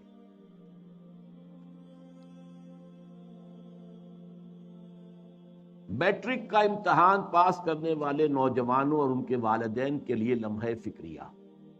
اب رزلٹ آنے والا ہے. میٹرک کے امتحان کو پچھلے زمانے میں انٹرنس ایگزامینیشن کہا جاتا تھا، یعنی یہ کہ اس کے پاس کرنے کے بعد ایک نوجوان علم کے اصل میدان میں داخل ہوتا ہے. یہ تو تیاری تھی میٹرک تک تاکہ آپ کچھ پڑھ سکیں، لکھ سکیں. لہذا یہ اہم موقع ہوتا ہے کہ نوجوان اور ان کے والدین غور کریں کہ علم کے حصول سے انسان کا اصل مقصد کیا ہونا چاہیے. کیا علم کا مقصد صرف روزگار کا ذریعہ اور دنیا کی عارضی زندگی کو بہتر سے بہتر سطح پر گزارنے کی صلاحیت کا حاصل کرنا ہے، یا اس سے اصل مقصد ذہن اور فکر کی صلاحیتوں کو پروان چڑھانا اور عہد حاضر کے افکار و نظریات کے تنقیدی مطالعے کے ساتھ ساتھ علم حقیقت یعنی علم دین، خصوصاً اللہ کی کتاب کے علم کا حصول اور اس کے ذریعے دین حق یعنی اسلام کی سربلندی کے لیے جد و جہد کر کے آخرت کی ابدی اور سرمدی زندگی کامیابی اور کامرانی حاصل کرنا ہے. خاص طور پر والدین غور کریں کہ وہ اپنی اولاد کو صرف دنیا میں رزق کے حصول کے قابل بنا کر چھوڑ جانا چاہتے ہیں یا انہیں ایک باعزت زندگی گزارنے کے قابل بنانے کے ساتھ ساتھ اپنے لیے آخرت کا توشہ اور صدقہ جاریہ بھی بنانا چاہتے ہیں. اولاد اس کام میں لگے گی، صدقہ جاریہ بنے گا. اگر طلباء اور والدین دونوں کا جواب دوسرے مقصد کے حق میں ہو تو وہ مرکزی انجمن خدام القرآن لاہور کے قائم کردہ قرآن کالج میں داخلے کا فیصلہ کریں. اب ورق الٹ لیجیے. قرآن کالج میں اس سال سے ایف اے کے لیے داخلے جو ہیں لازمی مضامین تو ہے ہی، انگریزی، اردو، اسلامیات اور مطالعہ پاکستان. ان کے ساتھ ساتھ اختیاری مضامین کے ضمن میں صرف 2 گروپ ہوں گے. ایک وہ ہے جن میں عربی، اسلامیات اور سیاسیات کے ضمن میں شہریت، سیوکس، پولیٹیکل سائنس بنتا ہے پھر آگے جا کر. اور دوسرا گروپ ہوگا عربی، اقتصادیات اور اقتصادیات کے گہرے فہم کے لیے ریاضی. یہ 2 گروپ، تاکہ ایک جانب طلبہ کی انگریزی اور عربی زبانوں کی بنیاد پختہ ہو جائے، چنانچہ عربی کے ذریعے علم دین کے اصل سرچشموں قرآن اور حدیث تک رسائی حاصل کر سکے، اور انگریزی کے ذریعے عہد حاضر کے خیالات اور نظریات سے بحثیت مجموعی بہرور ہو سکے. دوسری جانب عہد حاضر کے نظام اجتماعی کے 2 اہم ستونوں یعنی سیاسیات اور معاشیات میں سے کم از کم ایک میں اعلیٰ تعلیم کے حصول یعنی ایم اے پی ایچ ڈی تک رسائی کے قابل ہو سکے، تاکہ ان علوم کے ضمن میں تحقیقی اور تخلیقی خدمات سر انجام دے سکیں. ان امتحانی مضامین کے علاوہ انشاءاللہ تمام طلباء کو کمپیوٹر کے استعمال کے قابل بھی بنایا جائے گا، اور معاشیات کے طلباء کے لیے شماریات کی کوچنگ بھی ہوگی. یہ امتحانی مضمون نہیں ہوگا لیکن کوچنگ ہوگی. اب میں نے ایک بات ذہن میں رکھ رہا ہوں کہ یہ نہ سمجھیے کہ اس کا مطلب یہ ہے کہ دنیا سے کنارہ کشی کی دعوت دے رہا ہوں اور کوئی آگے کیریئر ان کا دنیا میں ہوگا ہی نہیں. اس نظام کے تحت بی اے ایم اے کرنے والے طلباء کے لیے معاش کے ضمن میں حسب ذیل راستے کھلے ہوں. نمبر 1، اولین اور حلال ترین ذریعہ تعلیم و تدریس، جس سے نبی اکرم صلی اللہ علیہ وسلم کے ساتھ بھی ایک نسبت قائم ہوتی ہے، اس لیے کہ آپ نے فرمایا ہے کہ انما بعثت معلما، مجھے معلم بنا کر بھیجا گیا. کالجوں میں پڑھائیے، یونیورسٹیوں میں پڑھائیے. حلال ترین ذریعہ روزی ہے، اس میں حرام کا کوئی پہلو ہے ہی نہیں. اور پھر اس میں وقت ملتا ہے، اتنا فارغ وقت ملتا ہے کہ جس میں آپ دین کی خدمت کا کوئی کام کر سکیں. باقی اور چیزوں میں پھر وہ وقت نہیں ملتا. دوسرا یہ کہ LLB اور LLM کر کے پیشہ وکالت اختیار کیا جا سکتا ہے، اس ضمن میں واضح رہے کہ علامہ اقبال اور قائد اعظم دونوں ہی پیشے کے اعتبار سے وکیل تھے۔ علامہ اقبال کیا تھے؟ وکیل۔ قائد اعظم کیا تھے؟ وکیل۔ اور دنیا میں سیاسی اور معاشی نظام بنانے اور چلانے والے اکثر وکیل ہوتے ہیں یا سوشل سائنسز کے فارغ۔ یہ جو فزیکل سائنسز ہیں وہ تو ان کے خادم ہوتے ہیں۔ وہ ایٹم بم بنا دیں گے، استعمال تو کرے گا صدر امریکہ۔ وہ کون ہے؟ وہ سائنسدان ہے۔ نظام کون بناتے ہیں؟ وہ تو ہیومینٹیز کے پڑھے ہوئے لوگ ہوتے ہیں، لا کے پڑھے ہوئے لوگ ہوتے ہیں، وہ لوگ ہوتے ہیں جو نظام چلاتے ہیں، بناتے ہیں۔ یہ سائنٹسٹ تو سب سیکھ کرتے ہیں، یہ کام کرتے ہیں، چیزیں بناتے ہیں، استعمال تو وہ کرتے ہیں۔ نمبر 3، سول سروس کے مقابلوں کے امتحانات میں شرکت کے بعد سرکاری ملازمت اور سرکاری عہدیدار ہونے کے ناطے دین کی مؤثر خدمت۔ آپ سرکاری عہدیدار ہیں، کہیں تحصیلدار ہیں، اپنی تحصیل کی مسجد میں خود خطبہ دیں، کیا کیفیت ہوگی؟ آپ ڈپٹی کمشنر ہیں، ڈی سی او جو کہلاتے ہیں شاید آج کل، آپ وہاں خطبہ دیں، اس کی صلاحیت حاصل کر کے آپ جائیں، اس کی کیا تاثیر ہوگی؟ اگر صاحب کردار بھی ہو انشاءاللہ تعالی، جس کے لیے کہ یہاں خصوصی تربیت کا انتظام ہوتا۔ نمبر 4، مندرجہ بالا تینوں صورتیں میں تو دین کی خدمت جز وقتی ہوگی، لیکن اگر اللہ تعالیٰ قبول فرما لے تو رزق کے ضمن میں خالصتاً اللہ پر توکل کرتے ہوئے ہمہ وقت اور ہمتاً اللہ کے دین اور اللہ کی کتاب کی خدمت، جس کے لیے دوسرے خادمان دین کے ساتھ ساتھ انجمن خدام القرآن کے صدر مؤسس اور تنظیم اسلامی کی مثال کو بھی سامنے رکھا جا، بانی تنظیم اسلامی کی مثال کو بھی سامنے رکھا جا سکتا۔ میں نے بھی ظاہر بات ہے 40 برس کی عمر ابھی قبری حساب سے ہوئی تھی، اس کے بعد سے آج تک ایک دن بھی کوئی دنیاوی معاش کے لیے کوئی کام نہیں کیا۔ اللہ نے کھانے کو دیا ہے، رزق اس کے ذمہ۔ میرا کتابچہ اس کے ذمن میں حساب کم و بیش، میں نے کہاں سے کھایا ہے۔ لوگ سوچتے ہیں جب کچھ نہیں کیا تو کہاں سے کھایا، اس کا پورا حساب کتاب میں نے دے دیا۔ چونکہ قرآن کالج اسلامی دعوتی اور تربیتی درس گاہ ہے، لہذا اس میں ذہین اور باصلاحیت اور اچھے نمبروں سے میٹرک کرنے والے مستحق طلباء کو فیس کی معافی کے علاوہ زیادہ غیر مستطیع طلباء کو رہائش اور تعام بھی مفت فراہم کی جائے گی، اور زیادہ نمایاں صلاحیتوں کے حامل لوگوں کو اضافی وظائف بھی دیے جائیں گے۔ اب میں اس میں آپ سے تعاون کی درخواست کرتا ہوں، بلکہ توجہ سے سنیے، میں آپ سے آپ کی اولاد کی بھیک مانگتا ہوں۔ ہر داعی بھکاری ہوتا ہے، اسے لوگ چاہیے آؤ میرا ساتھ دو، ہر داعی بھکاری ہوتا ہے۔ بہرحال بھکاری، ہم تو بھکاری ہیں، اور میں آپ سے اولاد کی بھیک مانگتا ہوں اس کام کے لیے۔ میں نے آج تک اللہ کے فضل سے کسی کے سامنے ہاتھ نہیں پھیلایا، لیکن یہ جھولی پسار رہا، حضور صلی اللہ علیہ وسلم نے جھولی پساری تھی، اے اللہ میری اس جھولی میں عمر بن الخطاب اور عمرو بن ہشام میں سے کسی ایک کو تو ڈال، اس کے ذریعے سے اسلام کو قوت اور سپورٹ عطا فرما۔ بس میں اس پر آپ حضرات کو، اور اس کے لیے آپ میں سے ہر شخص جائزہ لے اپنے عزیزوں میں سے، جو لوگ بھی میٹرک پاس کر کے آ رہے ہیں، ذہین تر نوجوانوں کو لائیے۔ ہمارے ہاں روایت کیا بنی ہے، جو بیچارہ کوئی نابینا تھا اس کو بٹھا دو وہاں حافظ بنا دو، کہیں اور نہیں چلتا تو حافظ بنا دو۔ بھائی ذہین آدمی چاہیے، یہ دنیا آج جو ہے یہ بات یوں نہیں مانگتی، ذہین لوگ۔ اللہ کا شکر ہے بھارت میں بھی اللہ نے پیدا کیا ہے ذاکر نائک، اس کی بات سنی جاتی، ہندو سن رہے ہیں۔ اسی طریقے سے اب جیسے اللہ نے یہاں اس دعوت قرآنی کو جو ہے وہ ایک کامیابی عطا فرمائی ہے، اور وہ واحد شخص ہے، ذرا نوٹ کیجئے، ٹریلینز آف ڈالرز رکھنے والے عرب حکمرانوں میں سے کسی کو توفیق نہیں ہوئی کہ کوئی تبلیغی ٹیلی ویژن جو ہے اس کا چینل قائم کرے، لیکن یہ کہ آج تک کسی کو یہ توفیق نہیں ہوئی کہ اسلام کی دعوت و تبلیغ کے لیے قادیانیوں تک نے چینل قائم کیے ہوئے۔ ان کا جو نام نہاد خلیفہ ہے، اس کا جمعے کا خطبہ پوری دنیا میں سن رہا ہے، مسلمانوں کو توفیق۔ سلطان آف برونائی دنیا کا امیر ترین آدمی، سعودی بادشاہ دنیا کے امیر ترین لوگ، یہ امارات والے جو ہیں کیا کیا کچھ کر رہے ہیں، یہ بھی اللہ نے توفیق دی ہے تو اس بندے کو زائد نام، جس کا نام نائک ذاکر نائک ہے، اللہ نے تو کام کی توفیق دینی ہی ہے. یہ تو آپ کا اپنا وہ ہے کہ نصیب کیا ہے. فشقی و سعید، دو ہی طرح کے لوگ ہوں گے، یا شقی ہوں گے یا سعید ہوں گے. سعید وہ ہوں گے جو کلمہ خیر سنے، قبول کرے اور اس پر عمل کرے، اور شقی وہ ہوں گے جو سب کچھ سن کر سن رہ جائیں. تو میں اس میں آپ سے تعاون مانگتا ہوں، آپ سے آپ کی اولاد کی بھیک مانگتا ہوں اس کام کے لیے. ان نوجوانوں کو اور اس لیفلیٹ کو جا کر ذرا دوبارہ اچھی طریقے سے ایک ایک حرف پر دوبارہ غور کرتے ہوئے اس کو پڑھ لیجئے اور اس کے مبلغ بن جائیے. اقول قولی ھذا واستغفر اللہ لی ولکم ولسائر المسلمین والمسلمات.